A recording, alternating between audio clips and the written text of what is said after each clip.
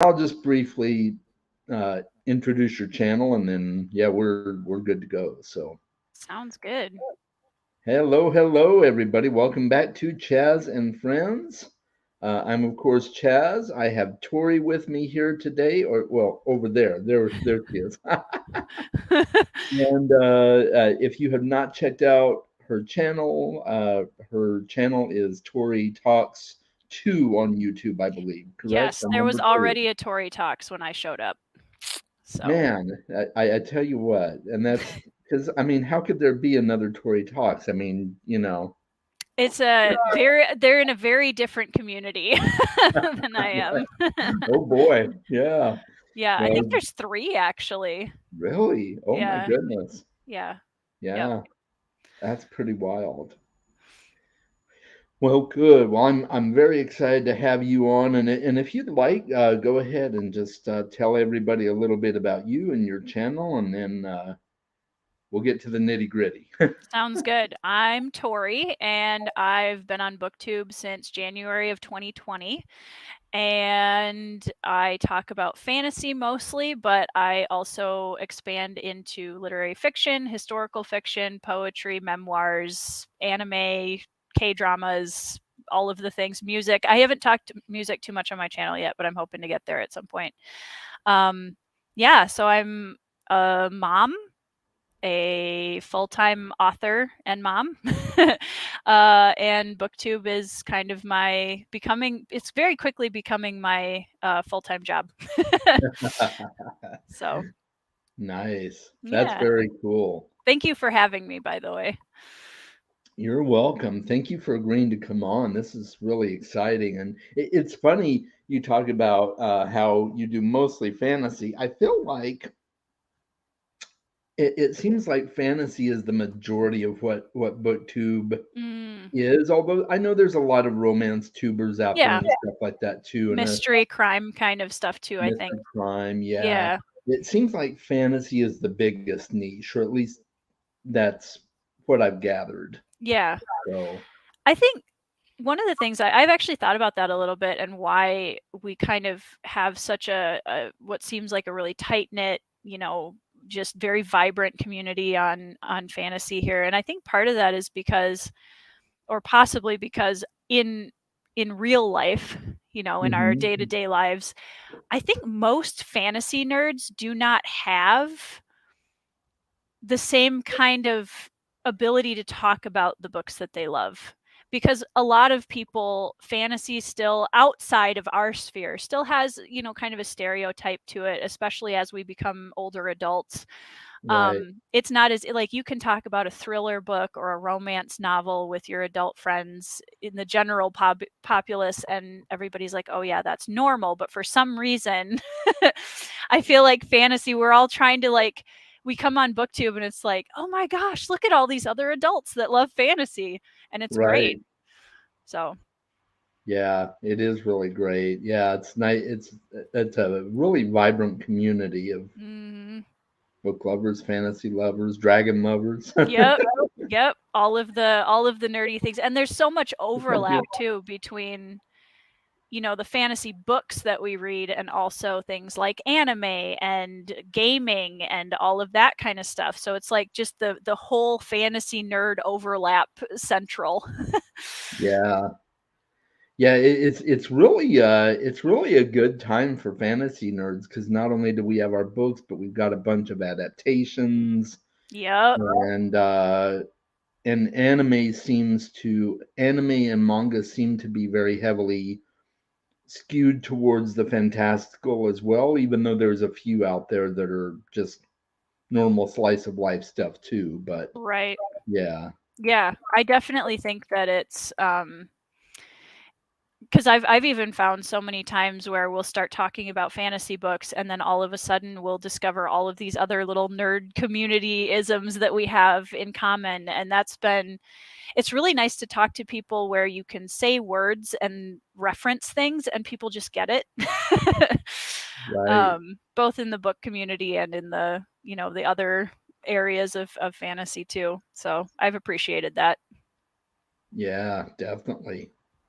Kaiju says she's semi new to fantasy, started last year, but well, once you read a few books, there's no going back. Nope. Yeah, yeah, I totally agree. Yeah. It's fun. I've been seeing a lot of people commenting on live streams lately, actually, that are kind of new and looking for recommendations of where to start and having kind of just exploring the beginnings of the fantasy community, and that's really exciting to see that. Yeah, it really is. What's your reading journey been like? Oh man. Is that a long and involved question? I'll try to nutshell it as much as possible. Going Hey, all the way back. you can draw it out if you want to. It's all good.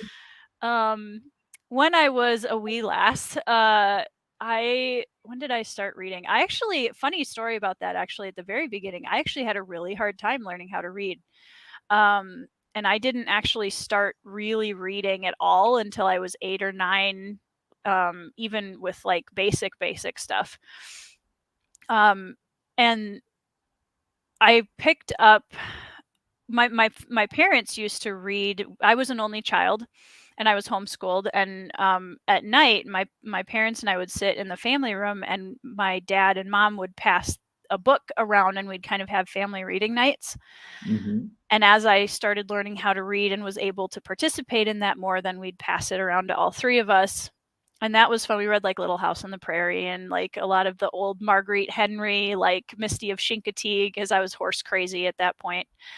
Hmm. Um, and yeah, as I grew older, books became my I went through some stuff as a kid, and books became kind of my outlet as far as learning how to express emotions, because a lot of the emotions that I couldn't express in real life were I would find them in the books, and it was a way for me to process things and escapism and learning about different parts of the world.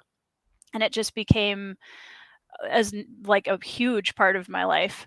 So yeah, that was kind of the kickoff. And fantasy, I got into epic fantasy around like early college age, and I Uh-huh. started with Mistborn from Brandon Sanderson, and I started. There's a series called The Hammer of God by Karen Miller, and Oh, I I've read heard of that. those. Yeah, they are. That was a very grim dark entrance, like looking back at it now. Those are some pretty intense books. But and then after that I picked up um, I think Song of Ice and Fire and Malazan were my next two, actually. Yeah. So I love that I actually started reading Malazan like 10 years ago, outside of any kind of influence. Booktube didn't really exist at that point, and I didn't know that there was online book communities at that point, so I just read it on my own. Yeah. And that was that series especially has really stuck with me. So that's kind of like the nutshell version Hmm. of how I got to where I am now, That's very with all cool. the major major points. But yeah. Yeah, that's cool. I know you're a fan of Red Yes. Rising. I am a huge fan of Red Rising. That's right behind me. Yeah. Yep. I love that series. Yeah, that's a series I've been really on the fence with. I've gone back and forth. I hear so many people love it, and I hear an equal amount of people that greatly dislike it. It Yeah. doesn't seem to have any middle of the road. It's either everybody loves it or everybody hates it. Yeah, So, it's a very polarizing series, I think. And I would say that part of that is a little bit because people go into the first book with the wrong expectations, I think. Um and yeah, like you'll hear a lot, and I'm sure you've heard it. Red Rising is basically the Hunger Games, hmm, I've heard that. Yeah, which and is funny. I did enjoy Hunger Games. Yeah, I did too. Those came out while I was in college too, and I read all of them and loved them. It's kind of the like middle grade YA grimdark, I think. Right, Hey, Alan. Yes, welcome Alan's to the here. chat. Of course, as soon as I start talking about Red Rising, Alan shows up naturally. Hi, JR. Good to see you. um, But why do yeah, you not like Malazan? I mean, it's Um, fine if you don't. That's fine. right. But But yeah, yeah, um, Alan's gonna give you a he's hit. I swear he is summoned somehow from the universe whenever I start talking about Red Rising. Um, yeah, it's funny though because people that talk about that, it's almost like Hunger Games was the first book ever written in the history of mankind that has a bunch of young people in an arena fighting each other, which I think is funny Hmm. because it's definitely not. Right, it's not. um, No. and yeah, Red Rising tells a very different story than Hunger Games. Some of the general plot elements, like yeah, I can see where people draw that conclusion, but it's definitely um not Hunger Games in a lot of ways. So, Yeah. but yeah, Well, I might give it a shot at some yeah, point and and see what I think of it's it. not it's not for everybody, and I know that. And when people it doesn't work for them, like I'm not the person who's going to be like, well, we cannot be friends if you do not Right. like all of my favorite books. Exactly.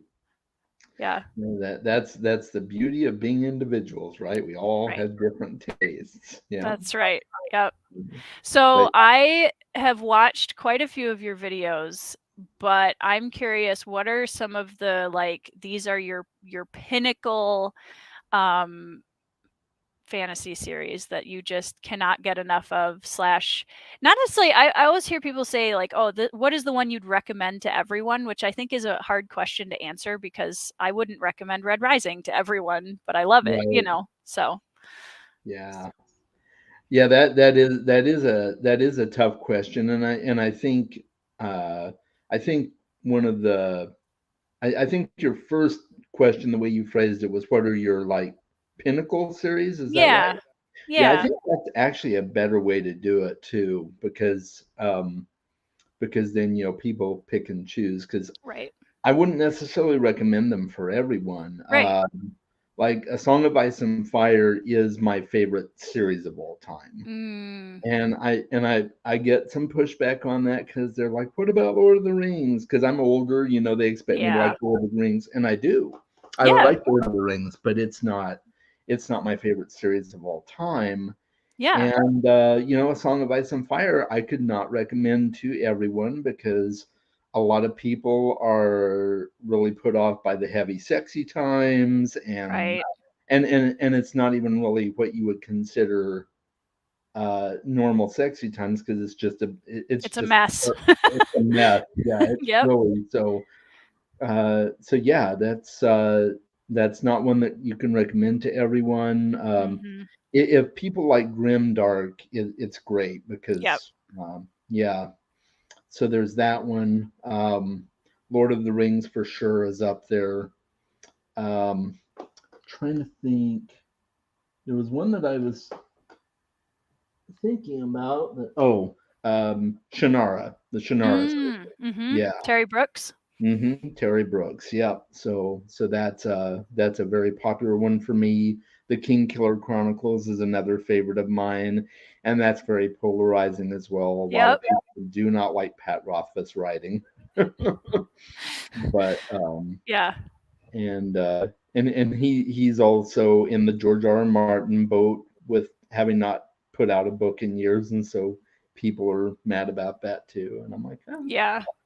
Which is funny because, I mean, I understand for some people that really struggle with, that are more completionists, that really struggle Mm-hmm, with, not having the full picture. I mm-hmm. totally understand why that's tough for them because it must really be hard to just kind of be feeling like you're just sitting out in the ether waiting for the end of a story. Um, Yeah.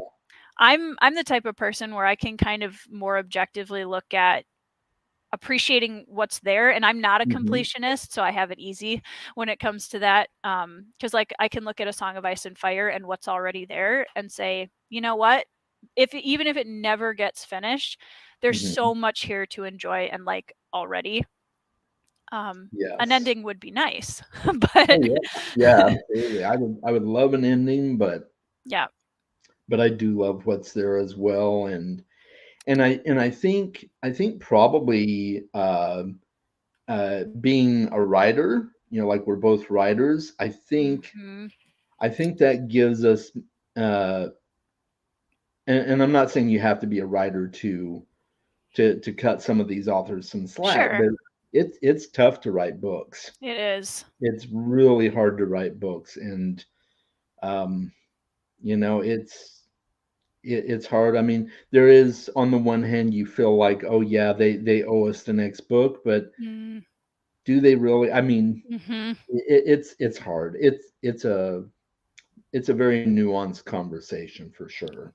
It So, is. Well, and it kinda goes back to that, when a book is released out into the world, mhm, we as the writers, it belongs to us as long as it's just ours, yeah, and then we send it out in the world, and now the philosophical questions around, now does the book belong to the readers, or does it mhm, belong to both, or does it still belong to the author? And there's a whole, like, yeah, does the author mhm. belong to the readers now? you know Right.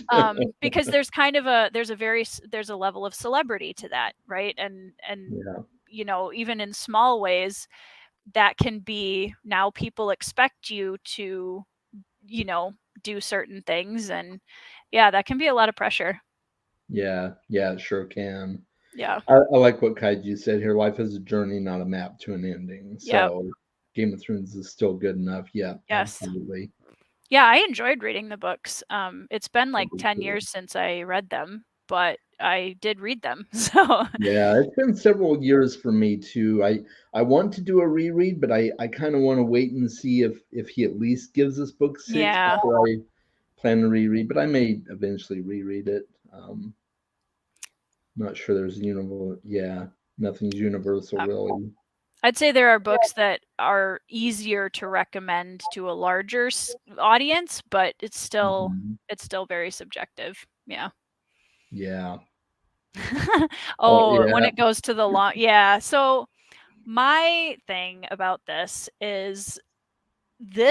trilogy is a closed circuit. Like, these 3 books can exist on their own, right? It's kind of like Realm of the Elderlings, where you have, each trilogy is its own kind of standalone closed story, and it adds Right. to the world that's already there.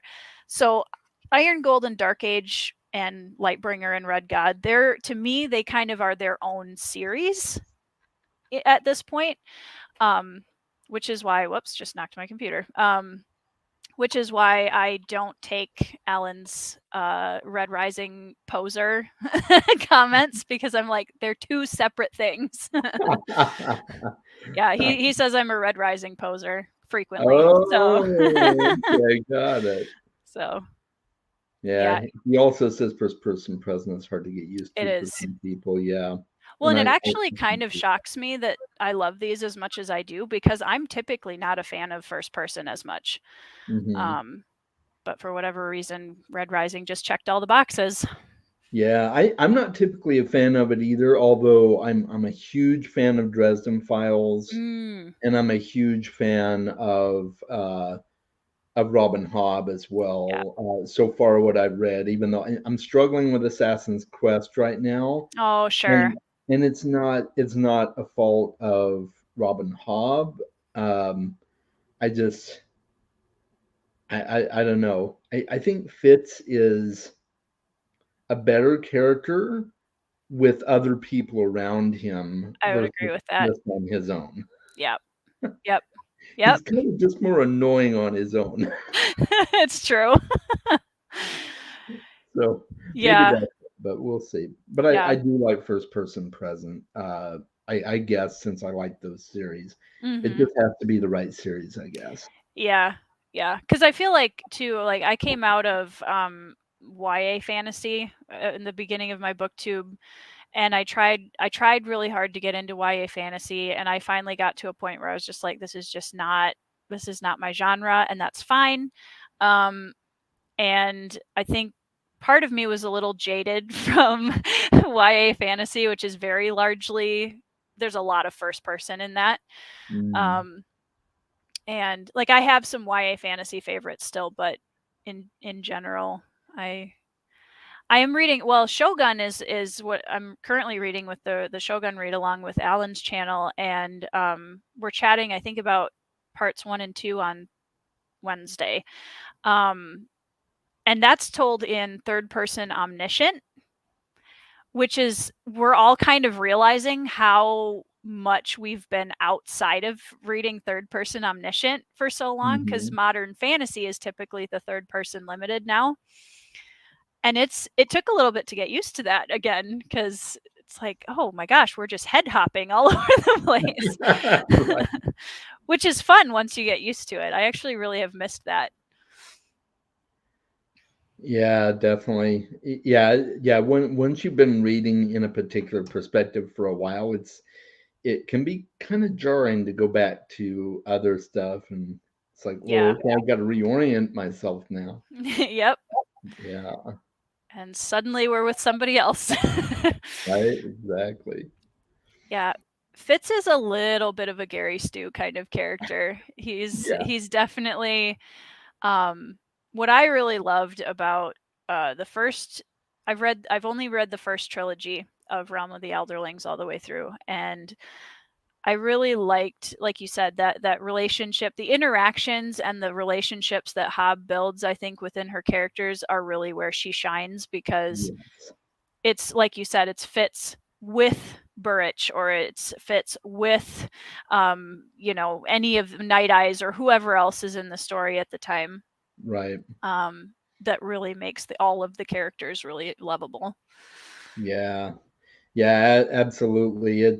Yeah, he definitely needs the supporting characters around him to really shine. So, Mm-hmm. yeah, I've definitely found that to be true. Yeah. Um, what perspective do you write in for your books?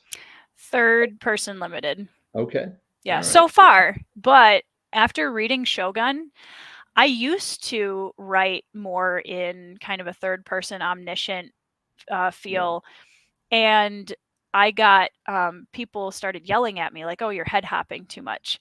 And so now that I've come into the fantasy community and realized that third person omniscient isn't the devil, um, um, I may try writing in that again at some point, because I think it's fun to have that kind of 360 view of whatever's going on, especially once you get into battles and stuff like that. That can be really an awesome way to kind of give it a more nuanced perspective.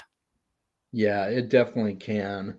I kind of write in, is there such a thing as third person limited omniscient? I don't know. There is now. It's fine. You can do whatever you want. Yeah, it's always kind of been hard for me to pin down exactly what that all looks like, but I just Yeah. write what I write and it ends up coming out. I have Booktube has taught written, me everything I know about terms. what's that? Booktube has taught me everything I know about terms.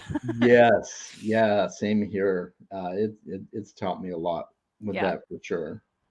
Um, I did write early on. I wrote a couple of stories in first person. I'm like, whoa, yeah, no, I'm not. That's not. That doesn't work very well. Nope, it's tough. That's why when people can do it and do it well, I'm impressed by Mhm. that, because it is a tough perspective to write in, I think. Yeah, yeah, definitely. So yeah, Kaiju says she didn't know you're writing something. Now you did one video kind of like hinting at stuff. Mhm. Yeah. I'm it's Do you have kind any of more hints? I do. Yeah, I'm so I'll be super, this is super like honest Tori for right now. Um I have been hesitating sharing as much about the book as I would like to, simply because I am horrible, like garbage at elevator pitch. Horrible at it. So when people are like, "Oh, what are you writing?" I'm like, um, so I am hoping in the next month or two here to do a video that's kind of introducing it a little bit more and talking a little bit more about the POVs and the world and what's going on in it. Um, it is a dark fantasy Uh-huh. with a tiny toe into the grimdark area. Um, it's got This got a Motley Crue, which is, if it's going to be a book that I write, it will have a Motley Crue in it. That's awesome. I We love it. love a Motley Motley. Crue's are great. So good. A Motley Crew of young boys that are being trained to be elite soldier bodyguards, basically. Mm-hmm. And it's more of an ancient time period fantasy. Mm-hmm. Because that's what I like. I love ancient world history, and so it's really tough for me to write anything else. But yeah, I'm very excited about it. I'm about a third of the way through the first draft, That's and so cool.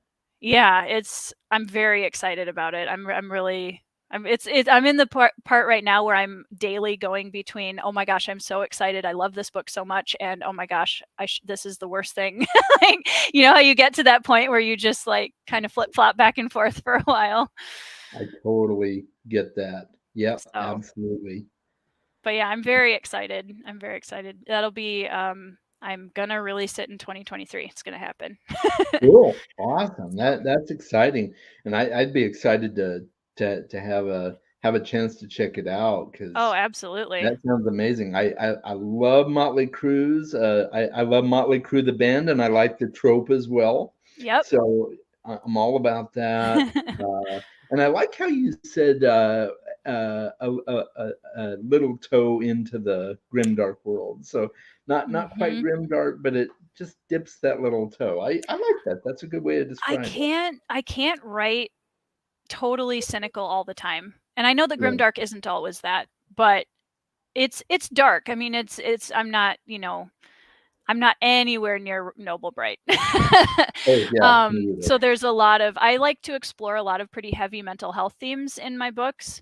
And so, that's always going to be more on the dark fantasy side of things.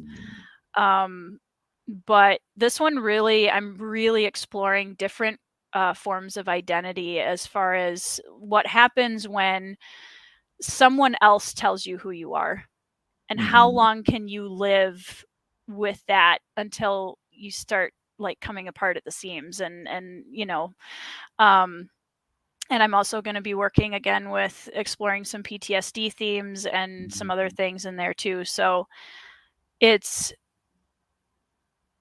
I'm very excited to share it with everybody, and I'm such a characters based writer that I'm excited to maybe start giving out some character sketches here and there on the Oh channel. yeah, So yeah, that's the cool. map is in progress right now currently. Very nice, very So nice. yeah. Yeah, I need to get on my map. That's something I need. I mean, I have a map, but it needs to be like tweaked and Yeah. because I Kind of did it way back polished. in the day, and now there's better tools out there. So Mhm. yeah, Yeah. so that's Yeah. a big So one. I want to know, because I didn't realize you were an author until like a few weeks ago when I saw Mhm. it in your description and saw your book on Amazon. So now it's your turn. What is your tell me about your book, and when did you write it? Yeah, so I wrote what became Talendor's Guest originally in 2014, Okay. and then I got picked up by a small press, Nice. kind of. Kind of That nice. yeah it got my book. They so what it was I wrote a book of what was essentially short stories. Mm, I I titled it Dragon Shorts, a collection of outlandish tales, and the dragon that you see on my banner is actually my original cover for the book. oh, okay. And if you look really Cool. close, he's actually wearing shorts, so it's kind of a pun. But it it was weird. It was just my weird off the wall thing. So I commissioned it from somebody, and he did a great job on it. So I'm like, well, I'll just use that for my YouTube banner. But Yeah. yeah, It's a great logo. oh yeah, it definitely is. And so when I got picked up by the press, they encouraged me to turn it into more of a novel and Mm. to write a frame story for it. So Oh, okay. that's what I ended up doing, and that's what became Talendor's Guest. And in fact, how I mentioned that I wrote a couple of short stories back in the day in first person. There are two stories in Talendor's Guest that were originally first person in that Okay. original book that I released. So, Yeah. um, but yeah, I re-released the book in 2016, and then the stuff hit the fan with that with that small press. We all got Mm, our rights back and everything, and sure. I got to keep the cover for the book that Well, they thank goodness for that. designed for me. Yeah, because the cover turned out really amazing. So Yeah.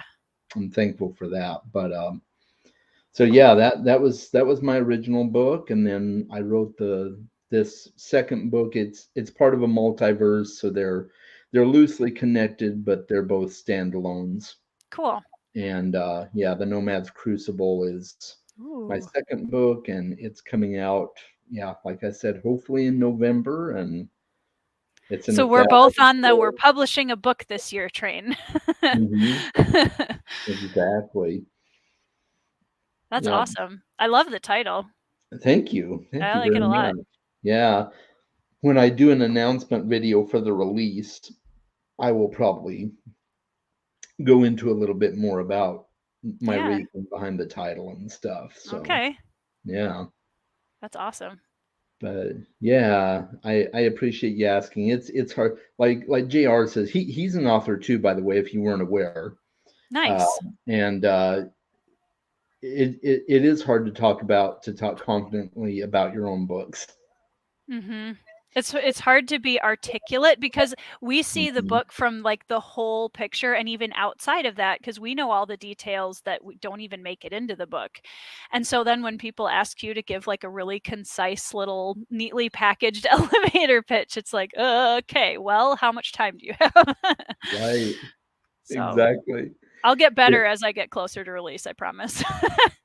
Hey, no worries. I mean, all this time, I've gotten so much flack from people when they find out that I'm a writer. They're like, "Why don't you talk more about it on BookTube?" And I'm like, "Well, because it's BookTube, and I don't want to do a ton of self promotion when I'm trying to promote other people's books." But they're like, "Chaz, You should. I know, yeah." So I started doing it more. So now So I'll be added to the group of people that are like, "Hey, Chaz, come on." right, right, exactly. Are you in, so are you gonna be self-publishing, the second one? I am. Yep. Okay. Are you in any of the self-pub author communities? I'm not. Okay.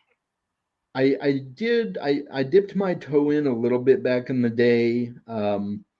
I'm in a grimdark fantasy group on Oh, cool. Facebook that has a lot of self-pub authors in it. I don't know if you've heard of people like Dirk Ashton, Oh, yeah.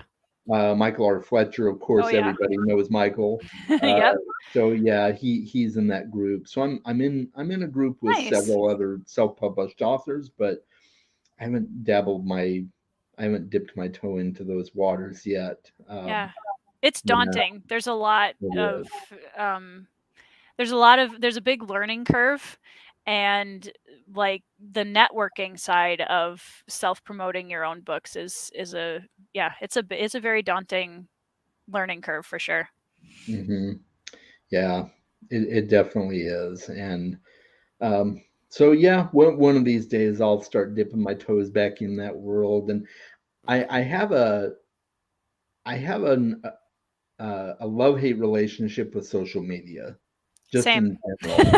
Yep. So it's hard to imagine joining a bunch of groups on Facebook, and I refuse to get back on Twitter, even though I should probably, but I just refuse to, and I don't want to pay to play now, which is apparently going to be a thing too. So, Mm, but Facebook's got some good groups, but I don't know. I hesitate, but I'm going to have to do it eventually. I know, and yeah. um, but yeah, I'm self-publishing. I created my own imprint, Eccentric Dragon Press, Nice.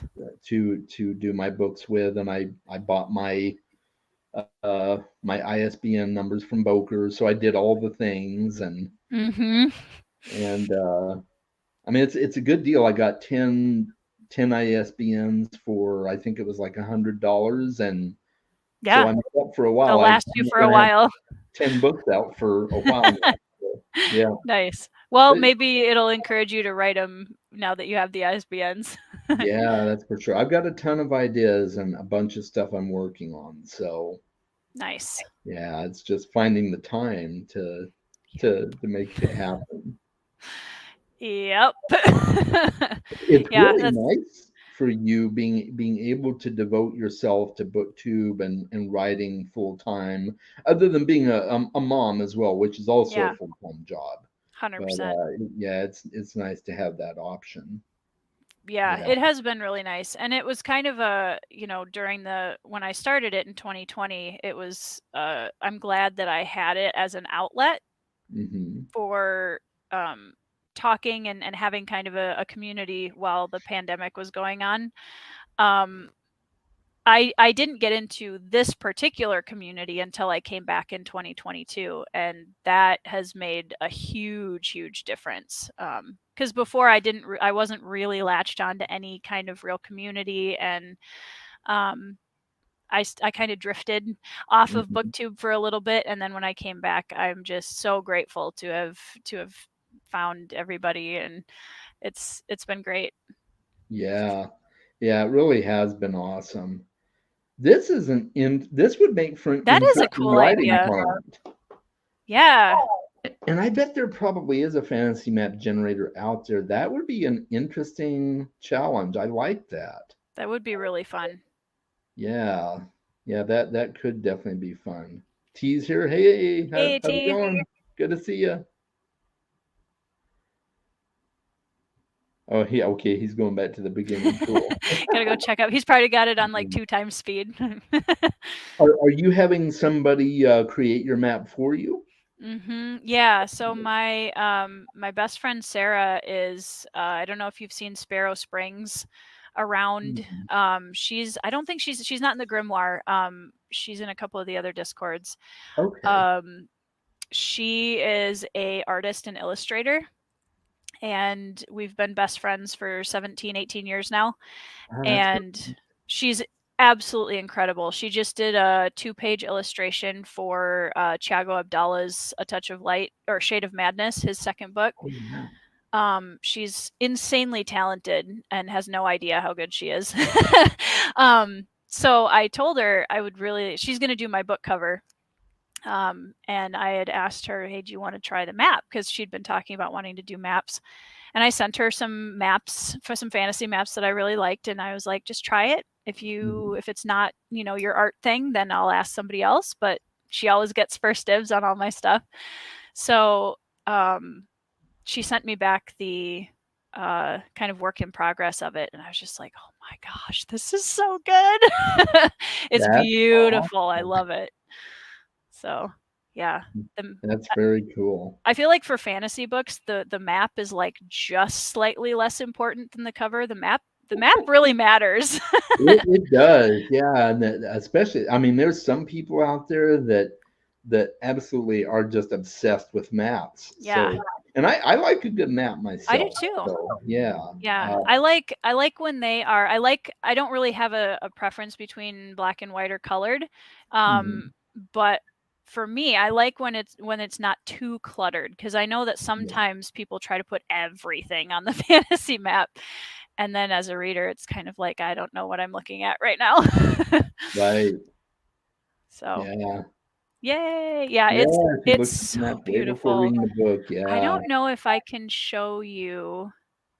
Let me see. I think I can actually. If I send you the little square that I showed, um where did I put that? I don't know if it's something if can you can share it on StreamYard, I think, as I a think share screen. so. Yeah, I guess it doesn't give you the option to share it yourself, or Let me look. is it? Yeah. I don't think I can Oh. present share screen. I can. Ah, there we go. Okay, let me see. Window Tired? Nope. Apparently, we're getting sneak peeks, folks. Yep. Okay, I'm gonna share. Can you see that? Oh, you have to let it in though. Oh, yeah, there we go. Okay, cool.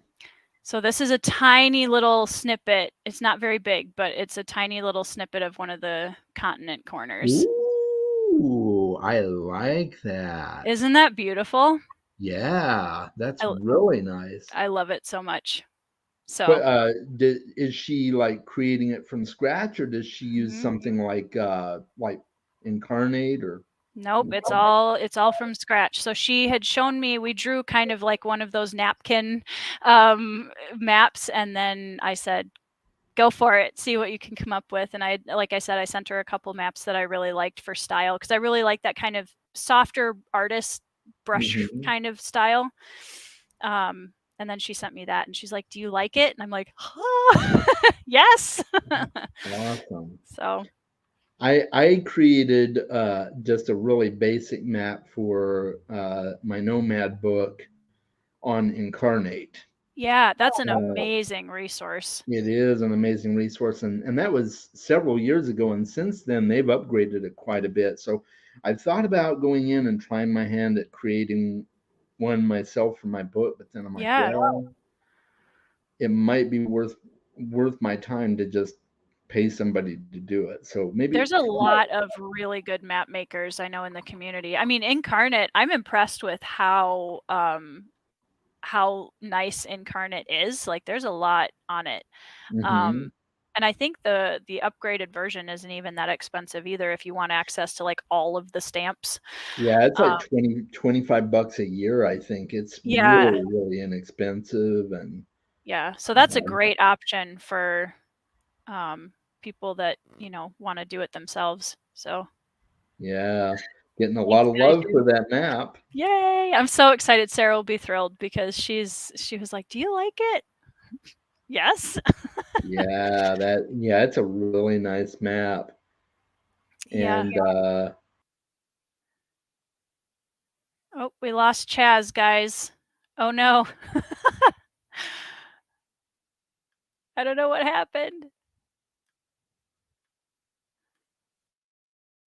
oh, there. Okay, I don't know what happened there. Sorry. I don't either. It's okay. Yeah, I just took over I your must have channel hit for the a wrong minute. button, but My yeah, evil plan is working to take over your your channel. evil plan. It's funny. Kaiju likes to compare me to Sean Connery. I see it. That's so nice. I appreciate that. That's definitely a compliment. Classy Um, gentleman. yeah, thank you. I saw a video on an easy way of creating a fantasy map by spreading rice on a sheet of paper. Then, oh, interesting. Yeah. Um, That's I hadn't thought of that, but if you haven't already, my friend Andrew Meredith, he's the one that wrote Deathless Beast, which has been making the rounds on BookTube right now. okay, Um, yeah. he actually just did a really good review of it.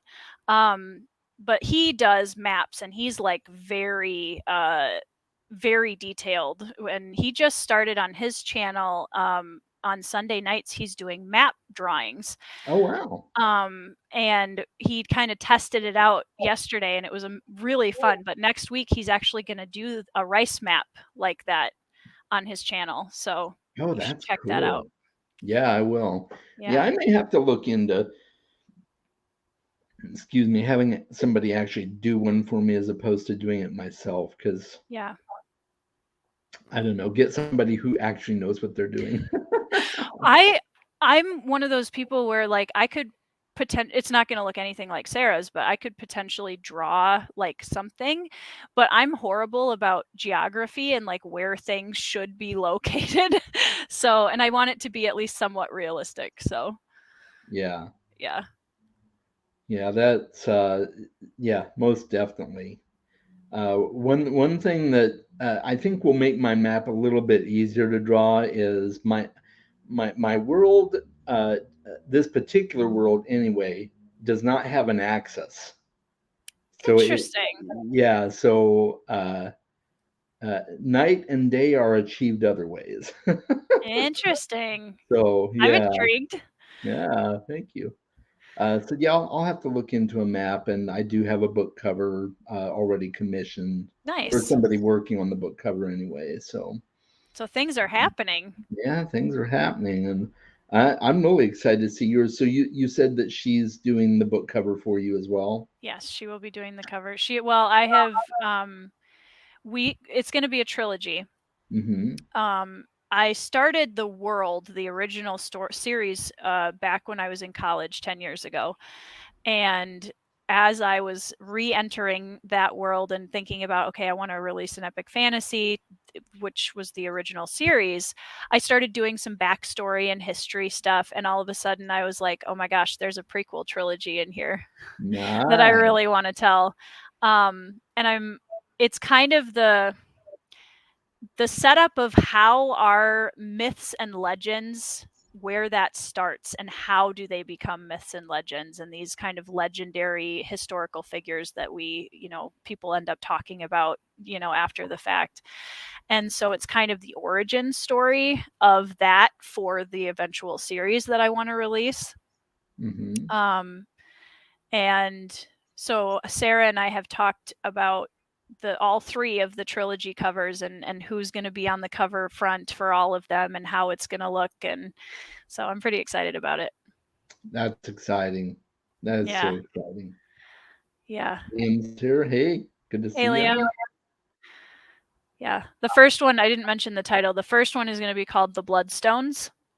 Oh, nice. So that's the title of book one. Very cool. So, do you already kind of have the whole trilogy written or mostly planned out or whatever? Or Mostly planned out and mostly in my head. yeah. But I know the ending. The ending was actually um, pretty fast. I knew where I wanted to get to. Hmm. Um, and I know most of what happens in each book, and then I just have to flesh it out once I get there. Very cool. That's So, awesome. yeah. Have you what do you think about like there's some people out there that say that rapid release is the best Mhm. format for self-publishing. What do you think on that? I mean, I'm going to be super boring and say I think there's pros and cons to everything. I think Mhm. you certainly garner a lot of attention doing it that way, and keep Mhm. that momentum going for a solid chunk of time. I think for me at least, I can't write as fast as a lot of the self-pub authors do. I mean, I'm just blown away by how fast a lot of these guys are able to put out really good quality content. Same here. Um, I kind of like the build up, and I want to release book one and then have the experience of seeing everybody read it and having that Mhm. time, and the reviews coming in and everybody falling in love with the characters, and then that build up to book two before it comes out. And so for me, that's more. Also, I'm impatient, so I don't know if I could wait until I had all three books, because it might be 2-3 years down the road before they'd all be out. Right. So my goal is to try to do one a year. Mm. Awesome. Um, or thereabouts, because I also don't want my readers to have to wait a ridiculous long amount of time. Yeah. I do really like the people that space it out a little bit more. I really like the trend of putting some novellas in between, Hmm. because that gives your readers a little bit of a kind of snack in between the main Yeah, courses. I So like that too. yeah, and they don't take as much time to write either, so it's kind of a nice little, like, here, have some a little side, and it's a fun way to explore some of the side characters, I think, that you wouldn't normally get to see more of. Hmm. So, yeah, that's a cool thing that's come out in Self Pub recently. Yeah, I think that is good too. Yeah, the novellas definitely kind of whet your taste buds for Yeah, what's coming in the future. Yep, space it out, make them want it. I like that. Yeah, yeah. books. It's a Yeah, kind of a little snack. yeah, Yeah, so this is your second one. Do you have an idea of how many books you'd wanna have kind of in this same world? yeah. I've got. let's see, I've got at least 10 other ideas Nice. for books, and I've got one novella that I'm actively working on as well. So that Cool. would kind of be an in between release type of thing. Um, and the original novel that I wrote for this world or for this multiverse or whatever, um, I put on the back burner. Like I started writing it, gosh, probably, let's see, 2011, I think, or Mm, maybe it was 2010, somewhere in okay. there. And it has a lot of work that needs to be done to it, especially because I retconned some stuff from it in another story that's in Talendor's Guest.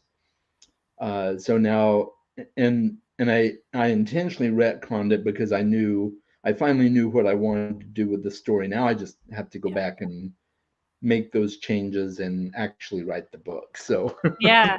Yeah. but I got about 3 or 4 chapters written in it before I decided, I like where this is going, but it's not quite there. Yeah. So, yeah. Yeah, that's kind of where I hit with my original series that takes place after the one I'm writing right now, because I love it. It's my first. I had written some ideas out of some epic fantasies prior to that, but this was the first one that I was like, this could really be something. You kind of try some things and see what lands and what doesn't. Hmm. And um, I I feel like at that point in my life, I wasn't ready to give that series what it needed quite yet. Hmm. Um, and now that I'm 10 years down the road, I feel like I'm at a point where I'm going to be a good enough writer to finally go back into it and really like, okay, we got a good foundation, but let's pull it all apart and figure out what it needs to be something really special. Yeah. So Yeah. sometimes they take time to percolate. Sometimes they do, and it's kind of hard as an author to make that decision Yes. to take what you've worked on and put it on the back burner, and Mhm.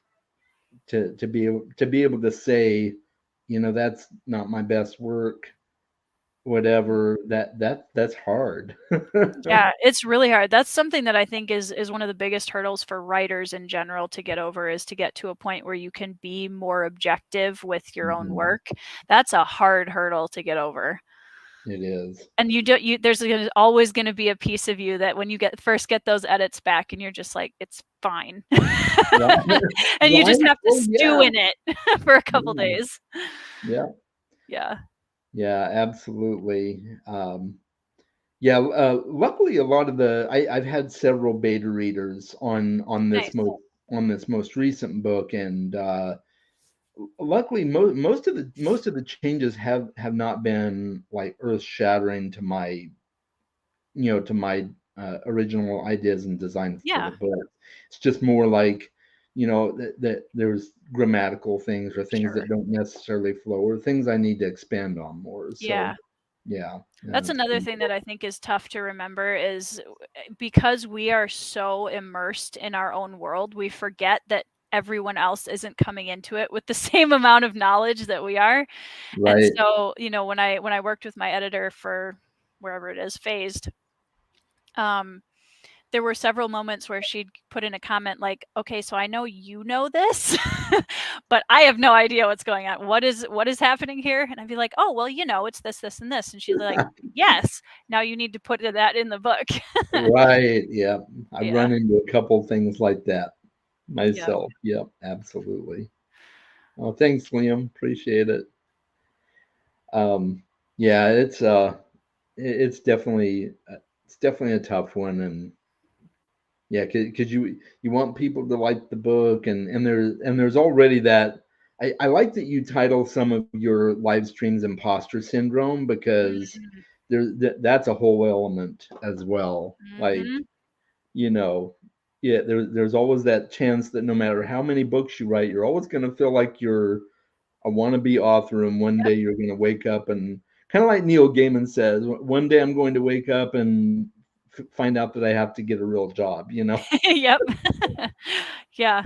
Well, and I've heard Brandon Sanderson make comments about that too, where you'd think Mhm. like these authors like Neil Gaiman and Brandon Sanderson, who are these prolific authors that have sold, millions of copies of their books, and if they can feel imposter syndrome, like it's a universal. I mean, we've talked about this quite a bit on that first imposter syndrome episode where we talked about imposter syndrome.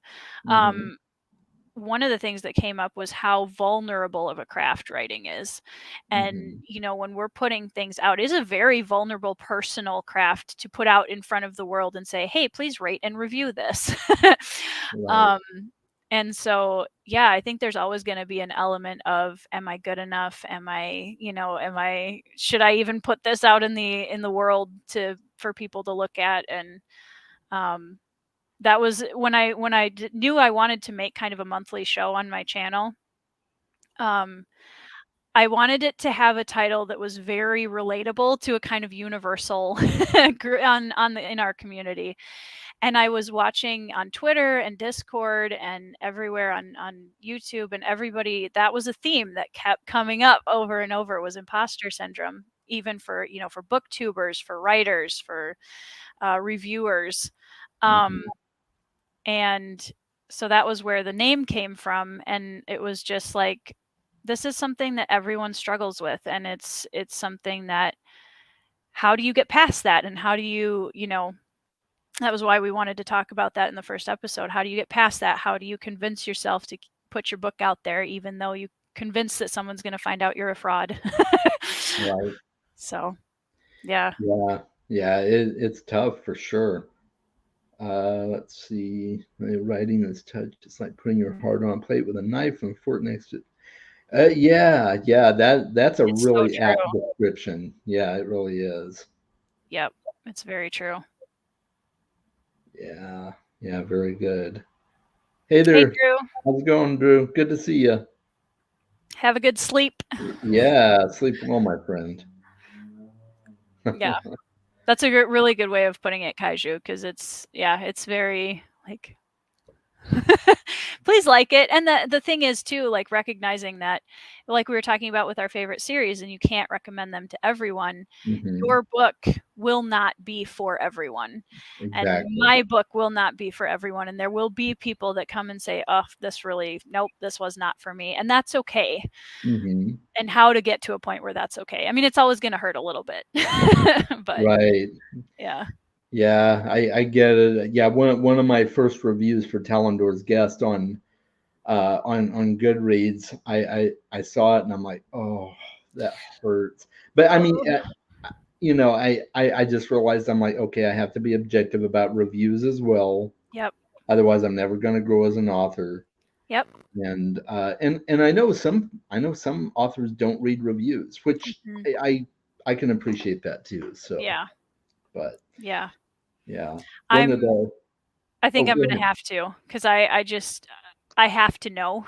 Yeah, right. So I will be the author that reads I won't respond to them, Yeah, because I right. don't want Exactly. I don't want the readers to feel like I'm hovering and that I'm gonna, like, "Oh, ugh." Right. But I wanna read them all just so I know what's there. And, Hmm. there are also sometimes where I feel like the objective reviews can be really helpful in identifying, like, "Okay, well, let me look at this. Am I doing too much of this, or am I," um, so it can be helpful. But Hmm. yeah. Yeah, for sure. One of the one of the things I don't know if there's something that you do to like motivate yourself or things like that, but one of the things that I do when I feel like I'm getting into the doldrums of imposter syndrome or whatever, I can't tell you how many times I have watched Make Good Art on YouTube with Neil Gaiman. It's that commencement speech he did. Yes. I have watched that over and over again. Like when I feel myself kind of getting into a rut and kind of getting frustrated, I'm like, okay, I'm gonna put that on, and I instantly feel better after watching it. And I'm like, okay, I'm ready to go again because it's Neil is like the ultimate writer's therapist, I feel he like. is, He's yeah. just My husband and I are actually watching his master class. right So now. I want to So watch that good. too. It's Yeah. so good. Highly recommend. And he's so like, not only is he great at getting to the heart of what writing is and helping you understand yourself as a writer and how to write things that matter to you, but Hmm. also it's just so soothing to listen to him talk about writing. Like I can just sit there, and by the end of it, I'm just like, I feel great. I'm so relaxed right now. Yeah. Yeah, he's a Yeah, great, definitely. great writer. I love I love immersive reading with him because I bet. he's just a great narrator, and Does he narrate that his own books? he does. He Ooh, narrates his own audio, or most of them anyway. sure. There might be a couple that he doesn't, but most of them he narrates. And one of my favorites, well, my favorite book of all time is Ocean at the End of the Lane, and he narrates that one, Oh and man, he that's gotta be narrates awesome. Neverwhere. So That's my yeah, husband's favorite. He's a big Neil Gaiman fan too, and Ocean is his favorite that's book of his. awesome. Yeah. I love I it. I love, Ocean. Neverwhere was the first one of his I ever read, and that one's still I love Neverwhere. Hmm. Yeah, Um, Neverwhere's great. yeah, Uh, he's just so good. Coraline is amazing as well. Yeah, Mhm. Coraline's such a great book, Have and you the read movie was great as well. What's have that? you read, The Graveyard Book by him? I have. I Love it love so it. much. Yeah, yeah. Yeah. I'm kind of disappointed. I recently found out that they're making an adaptation of it, and they Oh, are really? not including Neil in the process. And I'm worried about that because the whole reason that we got Sandman as good as we did was Neil, and Good 100%. Omens the same way. So I'm worried about the Graveyard Book, but I guess we'll Yeah. see. I'll still watch it. I But mean, I can understand to some degree for production companies, like you're kind mhm, of taking a chance with with including the author because not everybody is going to be, not all authors I feel like would be as easy to work with yes. as, or they might try to control too much, and it's got to be hard to find that balance on either side. Mhm. But I cannot imagine Neil being involved in the process as being a bad thing ever. Yeah, yeah, no, So, I'm sure he's demanding in his own way, but yeah, I'm sure he does it in his own Neil Gaiman way. very nicely. Yeah, absolutely. Yeah, I just Um, bought North Mythology as well by him. I'm looking forward to oh reading it. yeah, I saw her comment here. Norse mythology is great. The Wedding of Freya. Oh my gosh, Mm. I never laughed so hard in my entire life I reading the. will, maybe that'll be our first boxer conversation. I will read Yeah, Norse mythology and just send you all my thoughts on it. that would be great. Yeah, because oh man, uh, yeah, and Loki is so funny in that book too, and I it's love me great. some Loki. Oh, me too. Loki's great. I love MCU Loki. I love classic Loki. Yeah, yeah, you I name it. mean, Tom Hiddleston as Loki was He stole it. just excellent.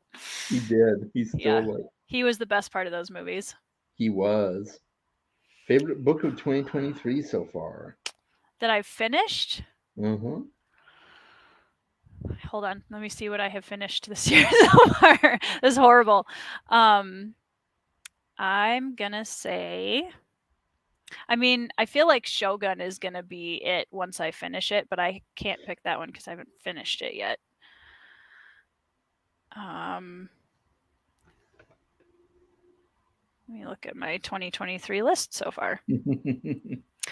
Ooh, okay, so I have two. Um, I've read one, two, three, four, five, six so far in January, and my two favorites in completely different veins are The Things They Carried by Tim O'Brien, Hmm. which is a Vietnam era kind of memoir historical fiction combination. And I buddy read that with Matt on books, and then we had a conversation about it with Philip Chase, who teaches it in his Intro to Fiction Hmm. class. Right. Um, that was amazing. That is absolutely incredible book. It's a very heavy read, but it's incredible. And then for fantasy so far, I read one called Seasons of Albadone, and it's a self-pub indie fantasy, and it was, if you merged Grimm's fairy tales with like the Miyazaki kind of nature element kind of Mm-hmm. theme and put those two things together, that's kind of what you get in that. It was excellent. It was really, really good. Oh yeah, that sounds really amazing. Yeah, really good. It's separated into 4 sections, like 4 seasons, and each season has a different protagonist that's Mhm. loosely tied to the one before it. And it's really good. That's cool. Mhm. I kind of have two favorites myself. Cold Days, which is book 14 of the Dresden Files, and then Caliban's War, Mm. book 2 of the Expanse. Okay, I know a lot of people are reading Expanse right now. Yeah, I love it so far. It's my first time reading it. I Okay. watched I've already watched the first 5 seasons of the show. I need to Oh, watch wow, okay. season 6. And I watched those before I started the books, and I'm kind of glad I did because it kind of gives me a framework for the characters in the book because at least so far for books 1 and 2, the seasons 1 and 2 of the show are almost an exact replica. Mm, Almost. There's a few changes, mhm. but they did a really good job adapting it. And one of the characters, Avasarala, is just she is a firecracker, and I absolutely love her We character. love those. Yeah, oh yeah, she's she's just in your face, potty mouth, the whole. She's amazing. I like her character. So yeah. Love it. Yeah, it's funny because my parents are not like fantasy people at all. And my mom, actually, I was laughing because my mom, she went through kind of a little bit of a round of some illness of this last month, and she ended up watching a bunch of TV while she was sick. And she was like, "Yeah, I started watching The Expanse." And I'm like, it kind of is weird to me that I haven't watched or seen The Expanse, but my mom has, and I'm like, "Oh man, I'm out of it. I'm falling behind here." But Yeah, that is why when our parents get to it before us, right? yeah, and I'm like, "I'm on BookTube in the fantasy community, and you're watching The Expanse before me. Okay, I it's fine." know. So, but yeah, she said it's really interesting. So I'm kind of surprised that she's liking it as much as she is. Yeah, it's great. It's the character development is what really sells Mhm. it. It's strong characters. Yeah, I love it. That's speaking my language. Okay, this was in reference to reviews and commenting on reviews and stuff. So yeah, she had a bad experience. uh, yeah, be it Tiago Abdallah. I've heard Tiago is really a He's nice, a great super guy. nice guy. Yeah, Yeah, he's one of my closest friends in the author community, and he's a great guy. that's cool. Yeah, Um, I haven't read the Stardust book, but oh yeah, Stardust is a this great movie, movie and a great book. the soundtrack to that movie was phenomenal. It sure was. Really good. And having Ian McKellen narrate it, I'm like, come on, just yeah. See, you guys are making me want to listen to audiobooks now. And like, Oh, well, he doesn't narrate the audiobook. Neil narrates the oh, audiobook the as far as I know. But like uh, Ian McKellen did some of the was it narration in the movie. right, So right, right. yeah. Yeah, that's right. I forgot But about that. yeah, sorry, didn't mean to get your hopes up. Well, I mean, yeah, because I would have to settle for Neil Gaiman reading it. Right, That would be exactly. just awful. But yeah, I mean, having Ian McKellen as an audiobook narrator would be equally as good. He's Oh, just can you absolutely imagine? brilliant. Ugh, So yeah, yeah. Oh, that Lord would of the be Rings. yeah, me All too. the nostalgia. Yeah, absolutely. Ocean is a perfect example of magical realism. A lot of people confuse that genre with low fantasy. Yeah, yep, yeah, totally understand that. Okay, yeah, we looked at that. Yeah, love that. Yeah, the hammer on the cover really sticks out. It's great. Um, so yeah. Neil has some great covers as well. I've seen some covers for re-releases of his books that aren't that great. I don't know if you've seen some of those more minimalist covers that they released for a bunch of his Yeah, books. I'm I'm not not a not a fan. big fan. Where did Yeah, I put my gaming books? I like covers that tell a story. Yeah, I do too. Oh, he's over here. I recently redid my bookshelves and now I can't find anything. But I have the illustrated I have that Neverwhere. too. I It's love it. great. It's so pretty. That's what I did my reread in last year. It was great. Nice. Yeah. Yep, I love it. Lots of fantasy readers like Cornwell. Yeah, his Arthur series was phenomenal. Um, He's the one who wrote it's the Winter Night trilogy, I think. well, it's the Warlord Right, Chronicles, right, right. but Warlord yeah, Chronicles. I don't know what Winter Night the came Winter after. King is the first book. So you were almost there. That's Yeah, there's yeah. too many books. I can't There are and too just many kind of books with shoving the all the word titles together. winter in them, right? Yeah, right. It's close enough. Yeah, yeah. Yes, I do have I just saw Kaiju's comment. I have the John Gwynn books right here. Oh yeah, yeah. Yeah. He's another author I want to get to soon. Yeah, he's I had when did I read those? I binged those in like August, September last year, I think.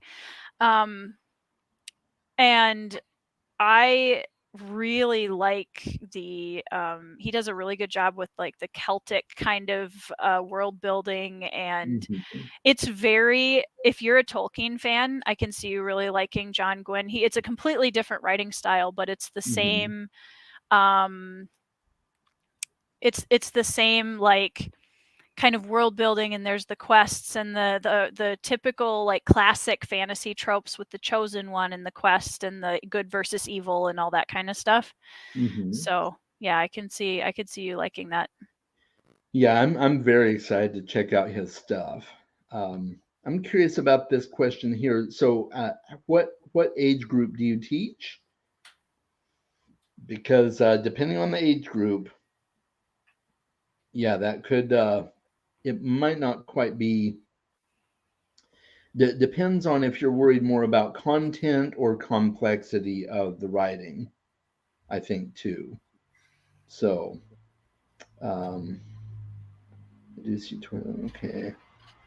I like his baby's YouTube channel. Oh yeah. The Gwyn brothers have a great channel. I love it. I don't Have know if I'd you? call them babies though. Yeah, they're not, definitely not babies. Yeah, but yeah, they have a Yeah, they great have a great channel. channel. Yeah, yeah. I was watching somebody the other day, and they found out for the first time that the brothers Gwyn were John Gwyn's kids. They didn't know. Mm. Mhm. That was kind of cool. Yeah, Uh, it's they, really fun the dynamic between the two of them on their videos. oh yeah, that's awesome. They all read on a fifth grade level, but they're in high school. Okay, so uh, I mean the writing's not super complex, so that's probably the one that may or may not be a problem. I don't know, but and content wise, it's not a whole lot of like bad stuff or anything like that. But there are a lot of f bombs dropped and things like that. So just be aware. But it's a fun series. I love it. Mm. Yeah. You I guys just ever did. think? Thank you, Yeah, Kaiju. I appreciate indeed. that though. Hey, we both have our mason jar Yep. cups. Love my mason I jar. I do too. It's so much I like them so much better than other glasses. They're easier, you can drink more easier, and yep. Yeah. Yep. Yep. Absolutely. I agree.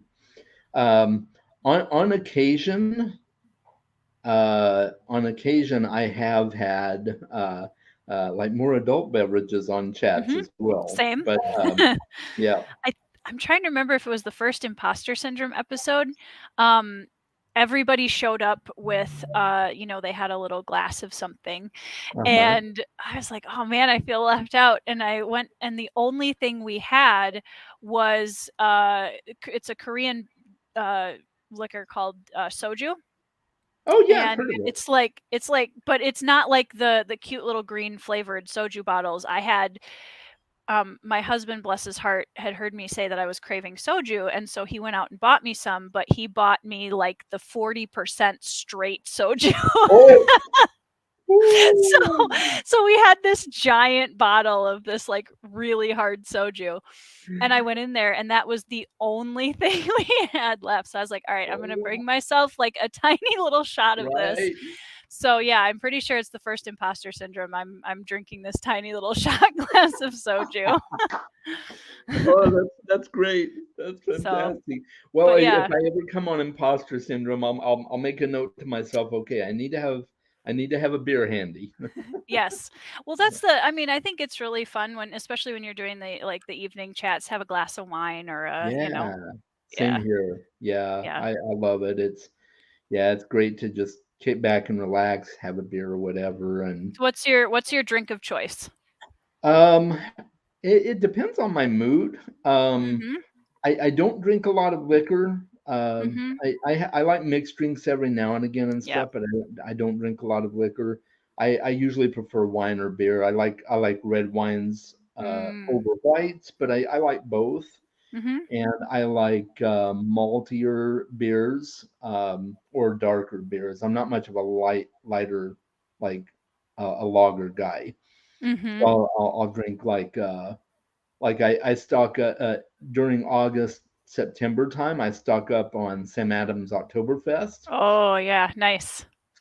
and and I'm a huge fan of Guinness as well. Mm. One of the few loggers that I really like is the Harp Logger, and I don't see it anymore. Mm. It's made it used to be made by the Guinness company, and Hmm. I can't find it anymore. I haven't seen Harp It's in really years. frustrating when you find like have a food item or a beverage that you really like and then it just suddenly disappears. It's really Yeah, annoying. yeah, exactly. Yeah, And I like craft beers and microbrews as well. So nice. uh, I'm I'm I'm kind of a quasi beer snob because I do have preferences with my beers. Like I won't just drink like I won't even touch Coors or Bud Light. I'm like, no way, Mhm. no, not happening. Yeah. But I'm also not like a I'm going to lord it over you because you drink other types Yes. of Here's beers. my very rare, like, small brewery from Germany beer. Right. That's all I drink. Right. Yeah. I have a couple, quasi beer snobs in my family as well, so Okay. yeah. Nice. Yeah. My husband is the beer drinker of the 2 of us, and I say Okay. that like we don't drink that much, Yeah. but he really likes, like, he's been really into, like, pumpkin and coffee and chocolate Okay. kind of beers lately. Yeah. Um, and he always so funny because I'm not a beer drinker at all. I'm not a beer fan. And so he'll come in and be like, "You try this one." And it's like, "Honey, this has coffee and dark beer in it. I do not like either of those things. Like I'm not going to like this beer."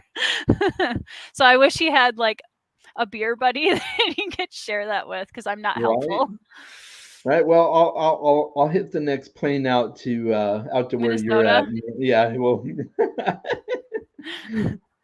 I can be It's a his little beer buddy. cold right now. Yeah, just a little. Yeah, just a little. Um, but Yeah. yeah, I don't do the pumpkin beers. I haven't been a fan. Mm. But some chocolate beers I like okay and stuff. But she doesn't do beer at all. Moscatos are good. Hmm. Uh, I'm not much of a margarita fan. I like Mai Tais. I do too. Yep. Mai Yeah. Tais. I love a Moscato or a Moscow Mule. Oh yeah. Yep. I've Love had that. those. Trying to think what else. I do like a lot of mixed drinks. I do like a lot of mixed drinks. I'm a big fruit fan. And so like the mango Mai Tais and the strawberry daiquiris and the um but yeah, I think the Moscow Mule is probably like my comfort. Like if I'm gonna go out somewhere, that's what I'm gonna order. Hmm. Yeah, definitely. Yeah. Yeah, mojitos, mai tais, stuff like that. I think I tend to just generally prefer like rum or whiskey Mhm. over Yep. tequila and stuff Yeah. like that as well. Yeah, I like rum as a base for sure. Yeah. Yeah. Um, so she's seen the Harp Lager. Okay, so you know what I'm talking about. It Yeah, still exists. it What's does. that beer? I'm assuming she probably means like Bud Light and Coors, Yeah, but that's yeah, probably. I could be wrong. I don't know. Japanese beer is good. Yeah, I've had Asahi. It is really good. I like sake as well. That is one liquor that I do I like have is never had it, and I'm really upset that I've never tried it. Like, I really that's coffee one is that I so really good. wanna try. You Yeah. have to have it hot. That's the best way to Mhm. experience it for the first time. That you can drink it cold too, and it's Mhm. fine, but drinking it hot is the way to go for sure. Yeah. I wanna try, I really like soju, and I really wanna try, there's a rice wine that they make in Korea called makgeolli, Hmm. that I really wanna try too. So, Okay, that's cool. I haven't yeah. heard of a beta. Interesting.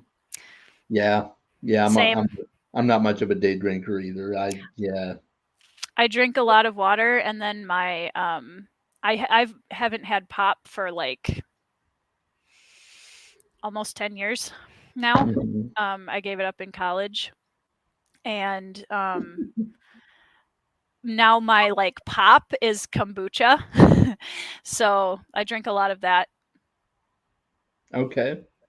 Yeah, Yeah, I like kombucha a lot. it's I very good. really do. Yeah, it's good Mhm. stuff. I'd get kicked out of Texas if I didn't. That's possibly true. But if you ever do get kicked out, there's plenty of other states. Arizona will gladly welcome you. Teachers get paid crap here, but I don't know. I don't know what they get paid in Texas, though. Maybe it's crap there too. Um, I but yeah, think it's bad here in Arizona. teachers in general have a, short end of the stick when it comes to what they do and how much they get paid. Yeah, yeah, they do. Another kombucha lover here. Yes. My favorite flavor, there's one that is actually a newer flavor that I'm trying to remember, it's one of the Synergy brand, I think. Oh, I love that brand. Lemon berry. Hmm. Oh, it's so good. We have it Is up I've been getting it at Aldi up here, and it's so, so good, and they didn't have it for a while, and I kinda panicked. okay. And then they had some at my local grocery store again this week, so I bought, like, 4 of them.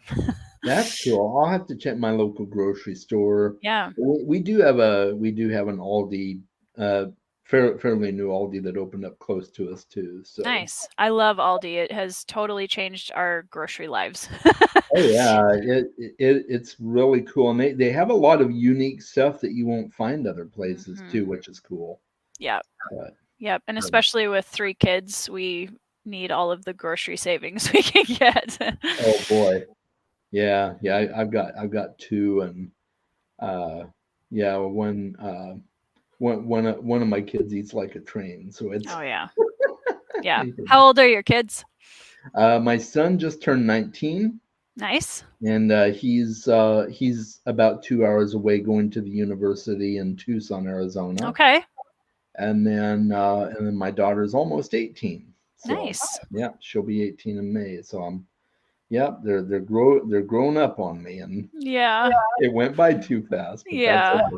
I'm proud of them. They're good kids. That's awesome. Yeah, and my daughter's actually been with me a couple of times on my channel, 3 times actually. Oh, really? Yeah, she's done a couple videos with me, and it's been a lot of fun. She did the blindfold book cover challenge with Oh, me. yeah. She did the first line challenge with me, and then we did a gush video about good omens because it's like one of Nice. our favorite. Yeah, yeah. That's Uh, one of the coolest parts I think about being a fantasy mom is just the experience I've had now getting to start sharing the stories that mean so much to me with my kids, and I remember when we watched, The Lion, the Witch, and the Wardrobe for the first time with my son, who's now 10, mhm. and he's my oldest, Okay. um, and just I watched him the entire time, just watching his face, and like when Aslan comes out for the first time and he's just and Yeah, it's right. just such an amazing experience to share that with them for the first time.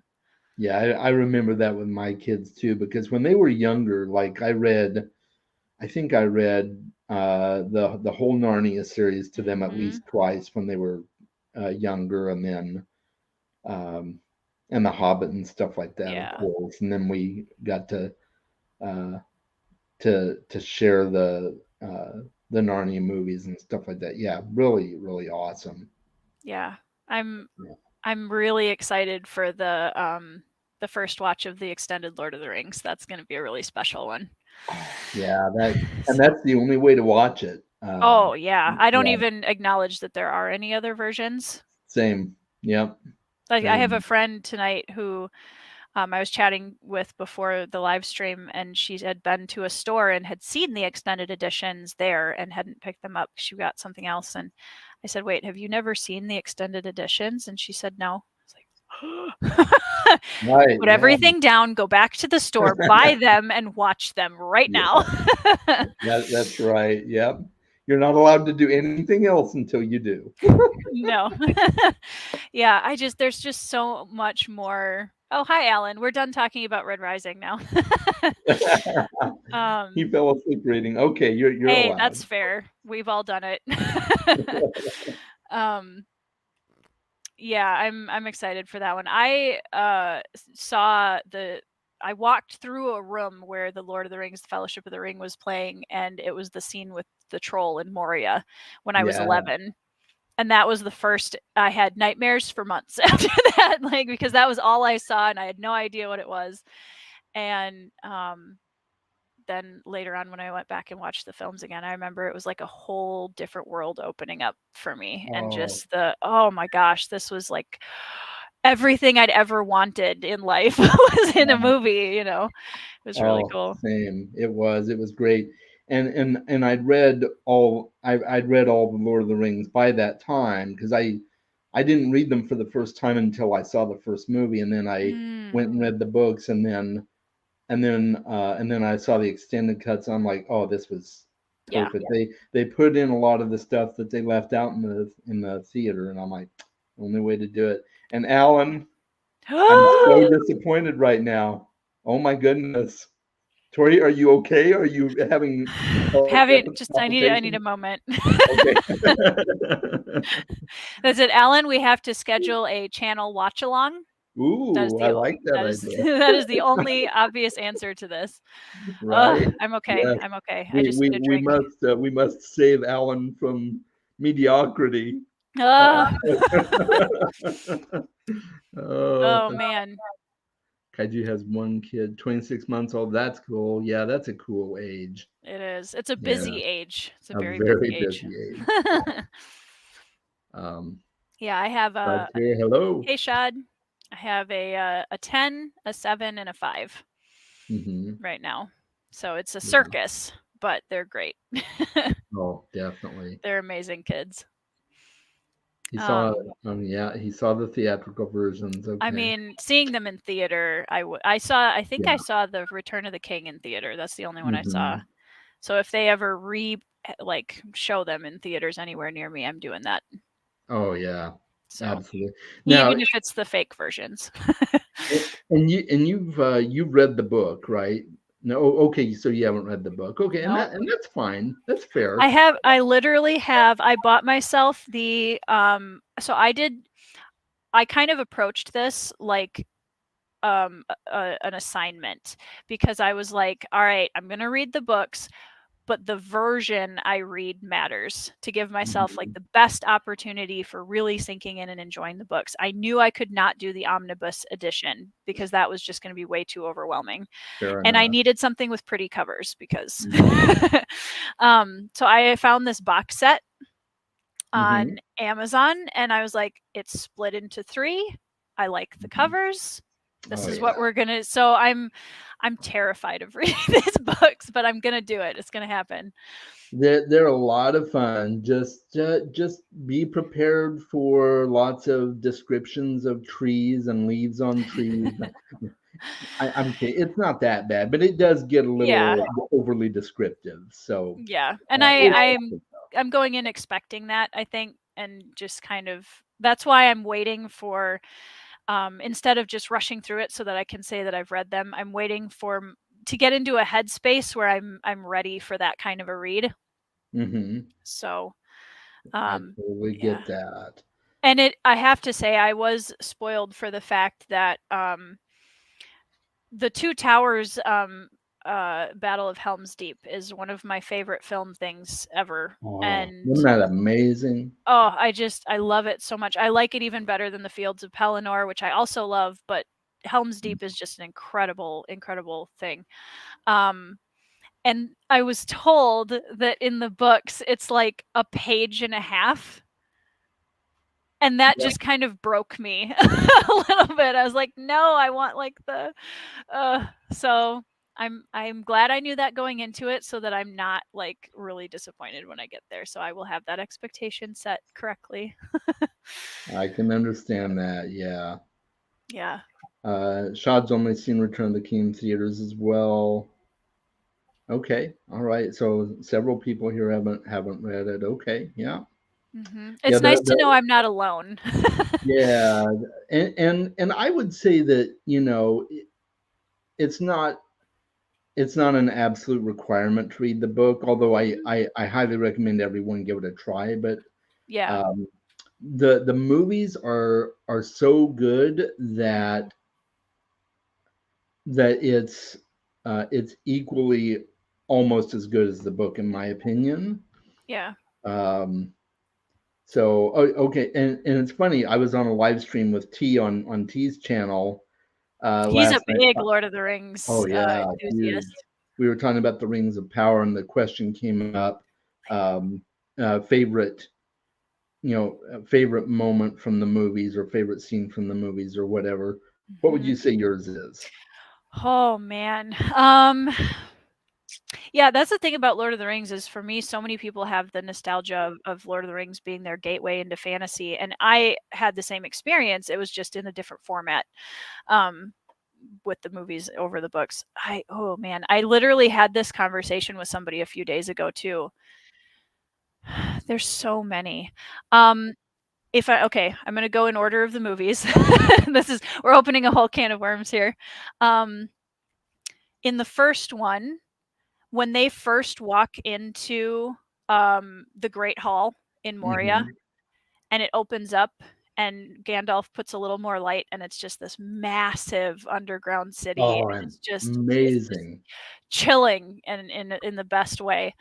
Um, I love the tomb room fight a lot. Mhm. It's incredibly well choreographed and just so much fun to watch. And fight choreography is something that I'm very picky about in movies. And so I love when it's really well done. Um, when Aragorn refuses the ring and puts Mm. Frodo's hand over it. Um, so those are the ones that are coming to mind immediately for the first movie. The second one, I mean, all of Helm's Deep just in general. And I'm trying to even remember now the movies are all kind of blurring together in my head. So I'm trying to remember um, what parts that stick out. The third one, I think, I mean, Sam carrying Frodo up the mountain is always going to be one that just, I mean, I love themes of sacrificial love and found I do family too. and like friend bonds, like really really close friend bonds. And so Sam just is, I mean, everyone should have a friend like Sam. That's kind Yes, of the everyone he's like should. I friend agree. goals. Um, he's amazing. The Aragorn summoning the Witch King to fulfill his oath, that's a big one. When he finally steps into that role and he's the king, Mhm. is really cool. Pippin singing while Faramir and the cavalry are going to Osgiliath is heartbreaking. Mm. Um, yeah, those are the ones that are like really coming to mind right now. So I'm sure there's a lot more, but now I was panicking. I was like, oh my gosh, but I'm gonna forget some. So how about for you? Oh, yeah, so many. Some of the comical moments are really big for me, like in the first movie with Merry and Pippin. Did they know about second breakfast? What about Yep. 11sies? Like they're on this perilous journey and they all could die at any moment and they're just like, "Dude, food, please." Right, right, exactly. And so it comes in pints. Yep. Yeah, Yeah. some of those comical moments are the best, but I think my overall favorite moment, and again, there's so many, was when Aragorn is crowned king and he tells the hobbits, "You bow to no." Yes. I just every Yep. time I start crying because that moment was so impactful. It really is. Yeah. And the goodbyes when they all left on the ship to Valinor too. I think that was rough, but Yeah. such an amazing moment in the story, and they did a really really good adaptation of so much of that. Yeah. Yeah. And yeah, I was trying to think. Oh, in the first one, there was another scene that I just thought of. I love that the films really gave more depth and power to characters like Arwen and Eowyn and even yes, Galadriel. And I really appreciated that. Like Arwen, when she's on the opposite bank of the river with the Nazgul and she raises her sword and she brings the water horses down, it's just like, yeah, yes. yeah, that was So cool. amazing. Um, Yeah, yeah, there's so much of that. And I think um Boromir's death too is just one of the best film deaths. Spoiler alert! If right. any at I this think at point, this point we're good. I think it was yeah we should be. And Yeah, just yeah. that, Alan says yep, justice to Boromir. and that combined with that whole bit with Boromir being struck and falling, and then Aragorn coming in and fighting with Lurtz, and that whole bit, and then him and Boromir having that moment at the end. Is all just it's just so good. All of it's just so good. Yeah, yeah, it really is. Alan said Helm's Deep is longer than that in the books, Okay. and it is. Yeah, a page Okay. and a half is definitely it's definitely not You that mean short. people exaggerate on BookTube? What? Right? Never.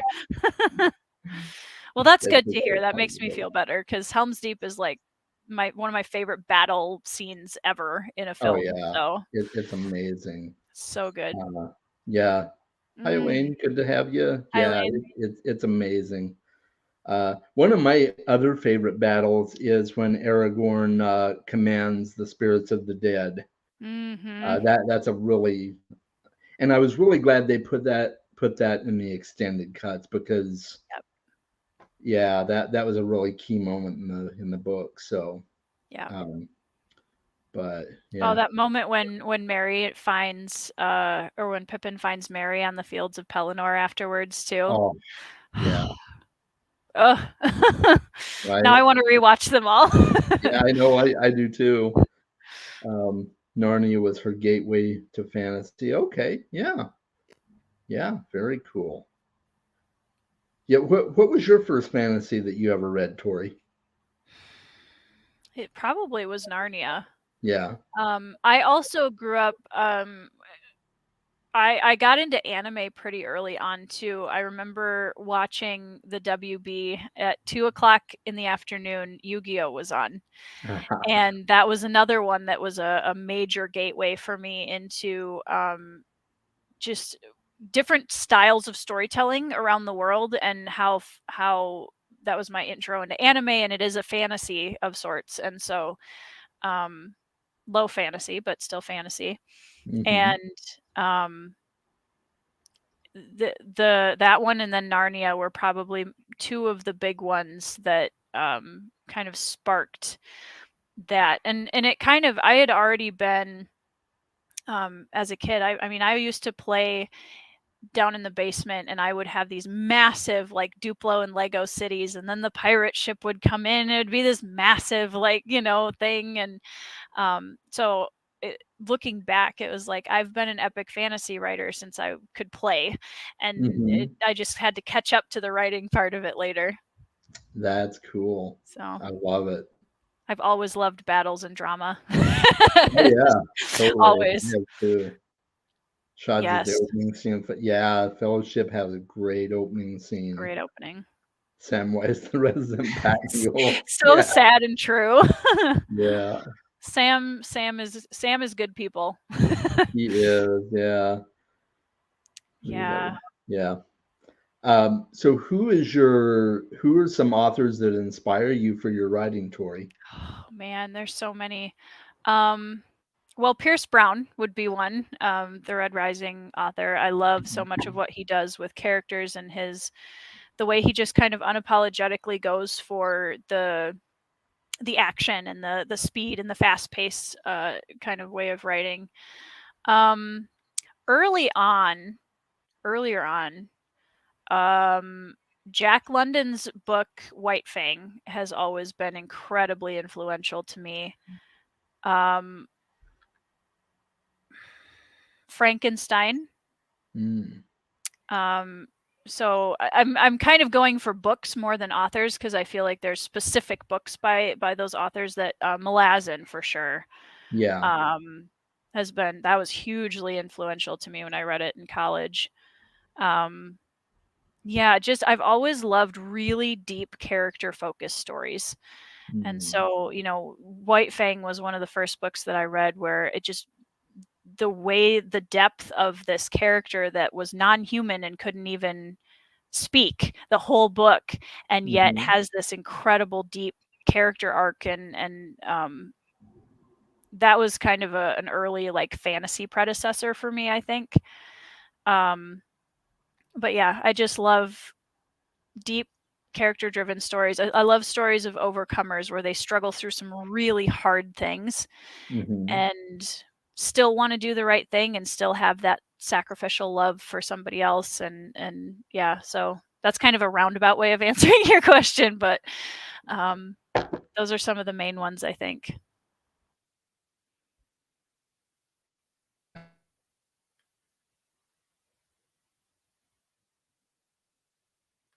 Oh, did I freeze or did you freeze?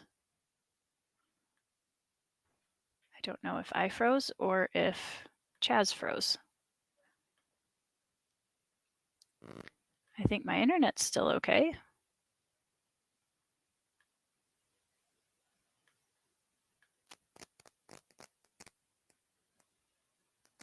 Okay. Am I still here? Am I still moving, you guys, or is Chaz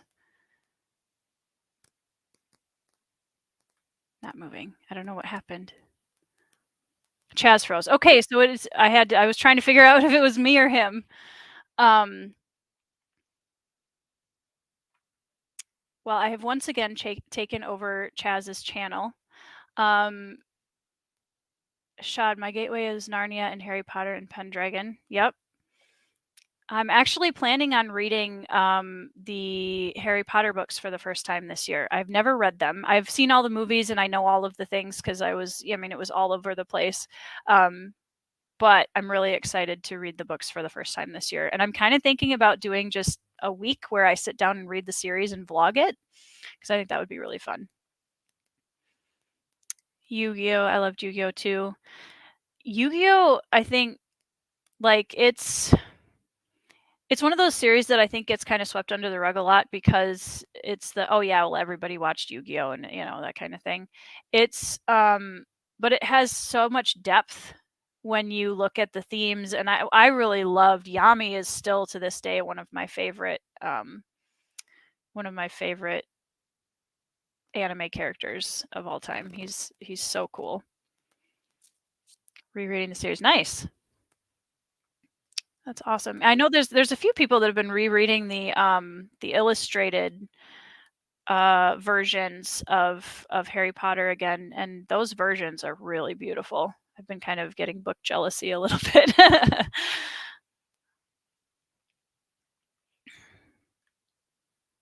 Well, I don't want to take over Chaz. Hopefully he comes back. But yeah, so Shad, do you have a favorite book in the Harry Potter series? Like, which one is your favorite book?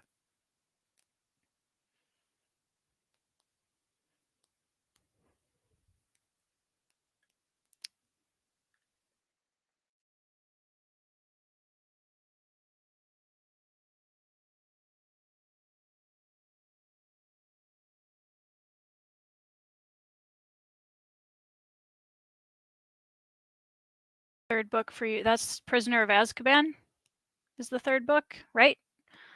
Book 6 and 3. Fourth book.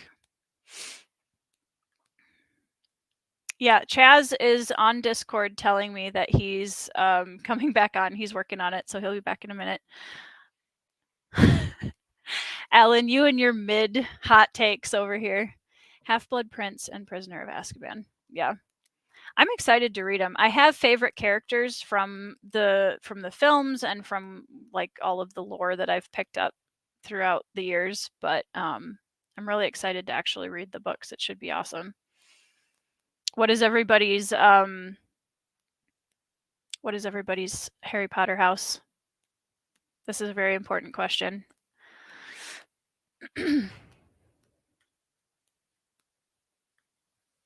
I am married to a Ravenclaw, but I am not a Ravenclaw.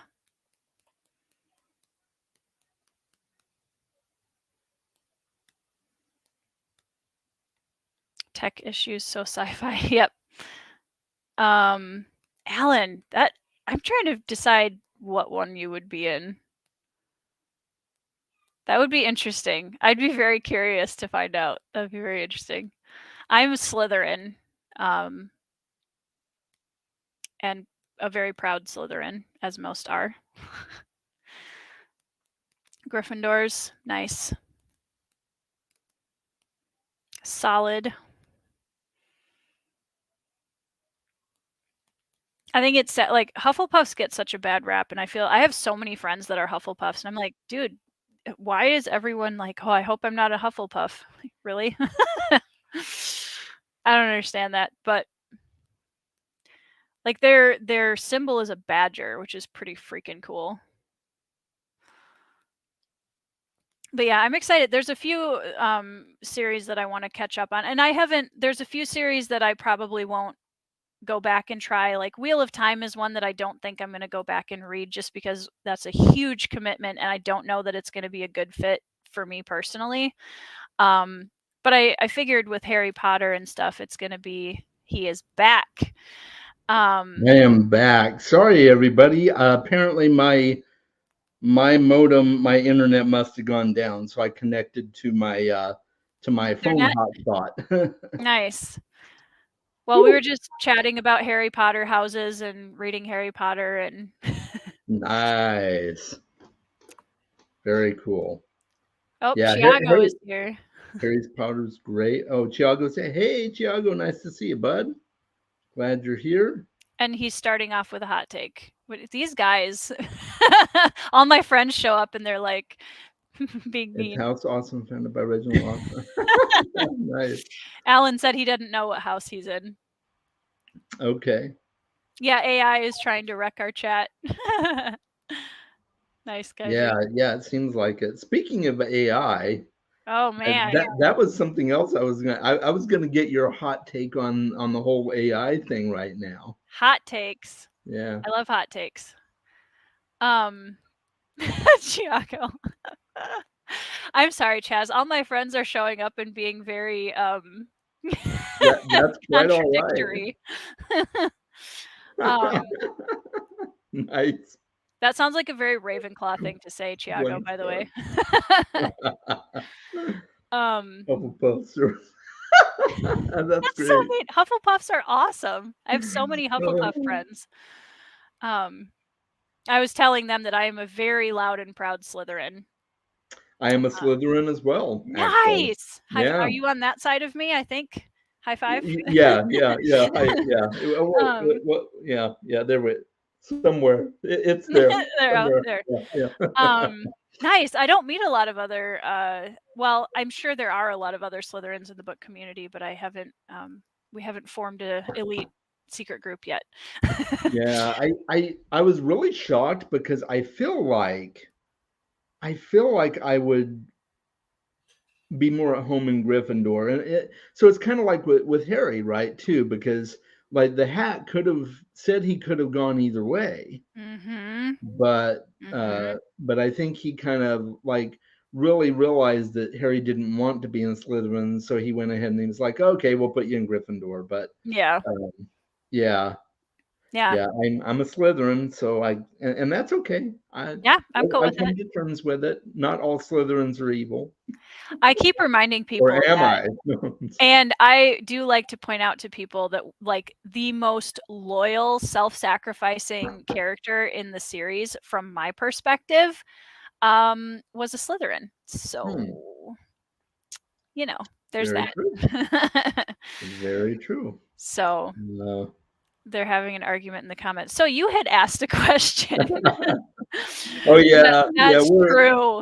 We're arguing about stars for the yeah. That's funny. It's so true. I That was is a one great in question. Gryffindor. It's a great question. I mean, he is brave. It comes from a place of stupidity sometimes, but he Yeah, is brave. So maybe that. Um, exactly. I yes, love Snape. I love Snape is Snape so amazing, much. Um, and yeah, love I him. mean the actor is amazing too. I mean, when you have a character like Snape played by an actor like Alan Rickman, Mm-hmm. come on. Yeah, yeah, Alan. One of my favorite roles from and then I'll let you answer the question. But one of Well, my we can talk favorite about roles, Alan Rickman if you want. I'm cool with that. yeah, one of my favorite roles from Alan Rickman. Of course, he was great in. Let's see, which was it the first? Um, oh, what's the one with Bruce Willis? Why can't I think of it? He was the villain in one of the Bruce Will. I can't think of the movie I series know now. he I know he was the villain in Robin Hood, Prince of Thieves. He played the sheriff Yes, of yes, he Nottingham. was, and He was that's the one I amazing. was. Yeah, Die Hard. Thank you very much. Die Hard 2. He was great in Die Hard 2. Mhm. But as the sheriff of Nottingham in Robin Hood, Prince of Thieves, So he good. was so amazing.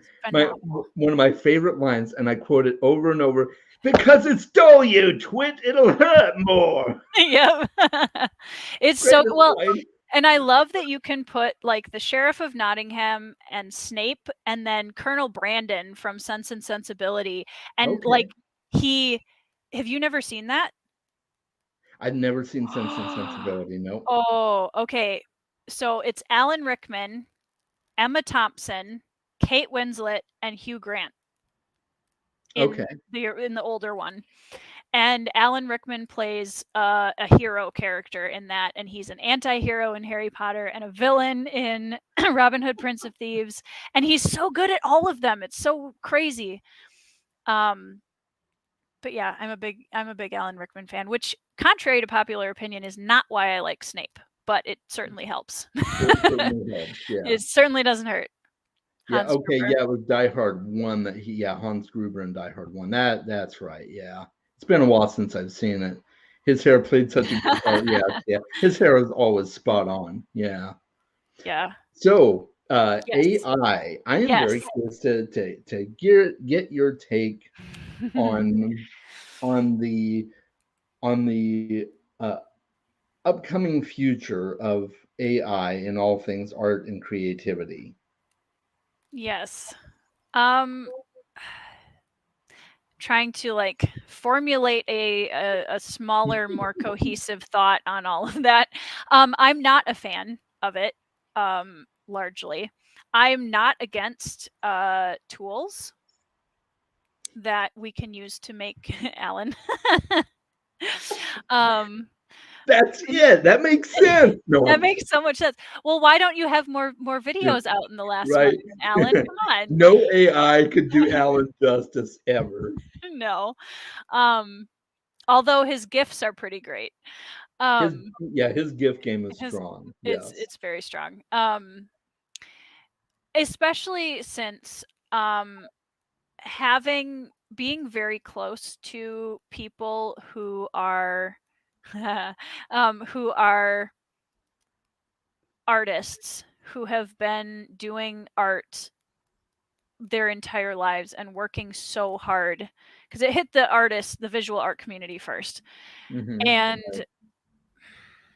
it hurt. It broke my heart to watch these people ask themselves if they were even, if there was even a point, if they had been pouring all of this passion and work into their craft their whole lives, and working so hard to build this portfolio and this, you know, network and this work. And then AI came in and everybody was like, well, I mean, that's easier and it's cheaper, which is all true.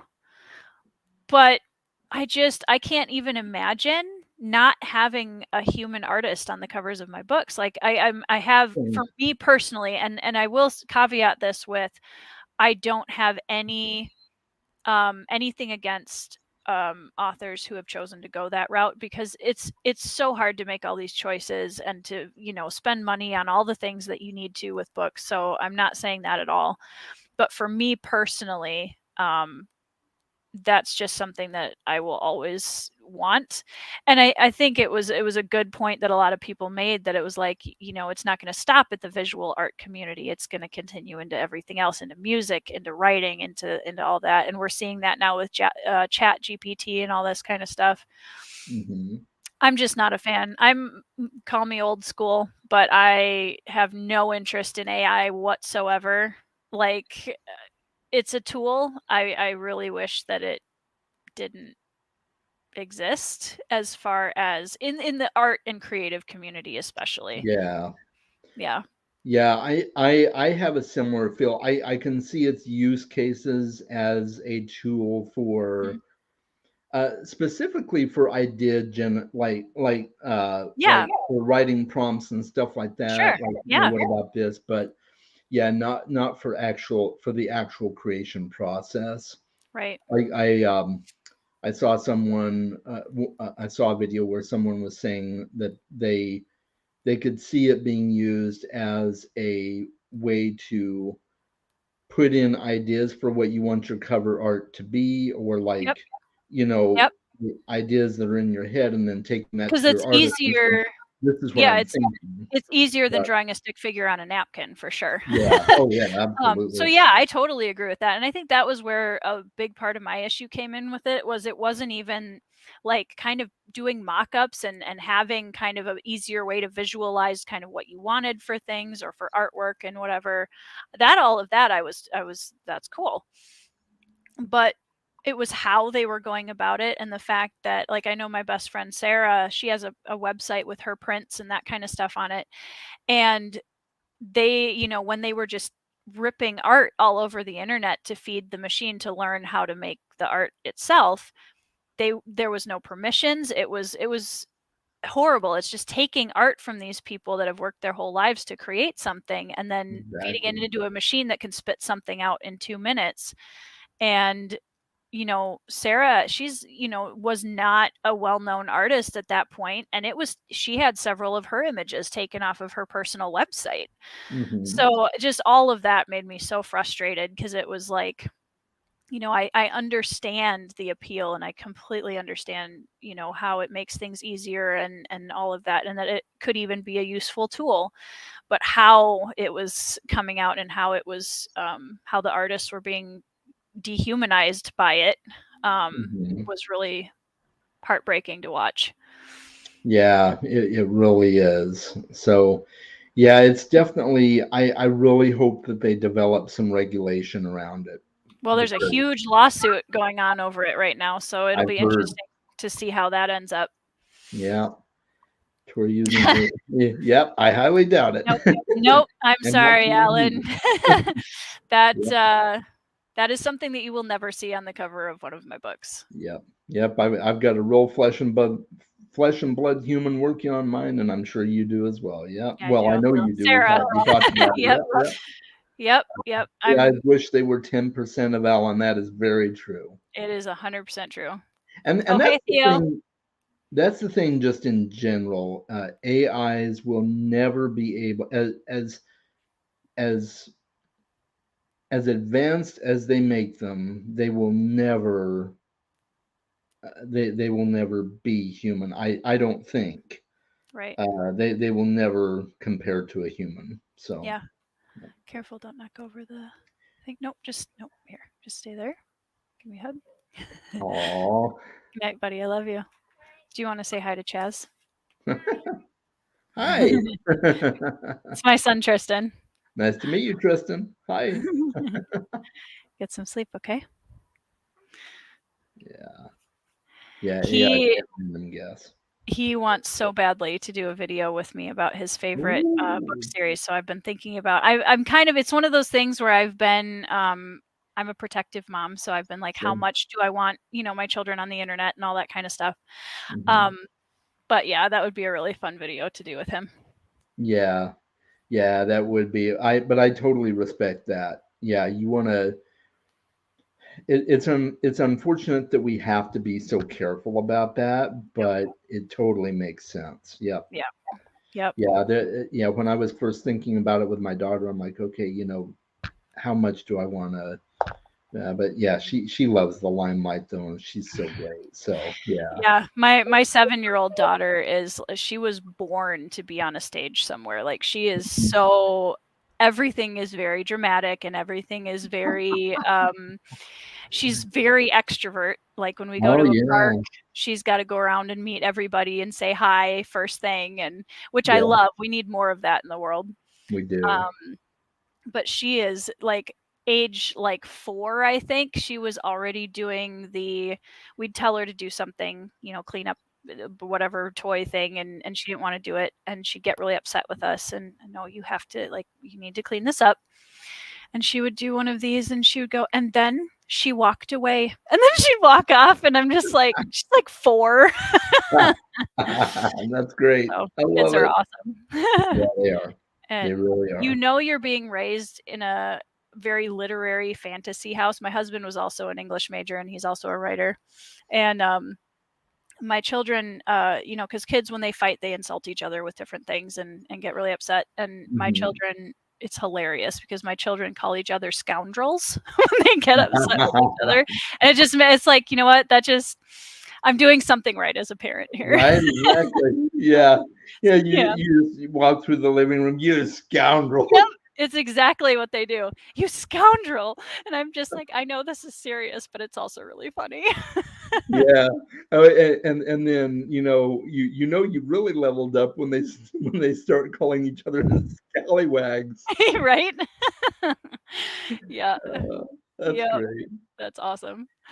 Well, I know we've been going for a couple of hours, and I want to respect your time as well. Yeah. So, I think we'll go ahead and call it here if that's cool with you. Unless you Yeah. had more you want to talk about, I'm good with that too. So, I mean, we could always just schedule another chat at some point. yeah, absolutely. Absolutely. I definitely want to do this again. And Yeah. it's been a real pleasure having you on, Tori. And thank you to everybody who joined us in the comments. This was a lot of fun, especially Tori's fan base that came on while I was absent from the stream and just started going off about Harry Potter and everything else. It was a lot All of fun. that theater improv coming back in. "Alright, I am now the host of the channel. What are we gonna talk about, guys?" Right. I love it. I'm gonna have to go back and watch it. I want to see that. I want to see that all play out. I think I managed to hide my slight panic very well, so Oh, it was fine. that's good. I'm sure you were perfectly calm and composed. I hope so. But Well, yeah, it thank was you. really nice to I think I don't know, Kaiju, if we've, talked in chats or anything before, but it was really nice to meet you, and thank you for all of your awesome comments. Yeah, yeah, it was really great to have you on the stream, and glad you could chat with us too, Kaiju. I'm really glad you came on and joined us. I don't know if she's on Discord at all, Okay, so that's fair. and that's where I know we do a lot of our chatting and stuff like that, other Mm, than YouTube videos. So mhm. yeah, maybe we'll get her to pop onto the pop onto the Discord someday. But yeah, if you don't like Discord though, that's fine too. I can Social understand media that. we talked earlier about how social media is just it's kind of a love-hate thing. Yep, it's easy to get burned out. It's very It easy. really is. Yeah. Yeah. Thanks, Shad. Have a Yeah, wonderful thanks, night, my Chad. friend. All right, everybody. Thanks so much for tuning in, and make sure to read more books. Talk Yep. to you soon. Bye.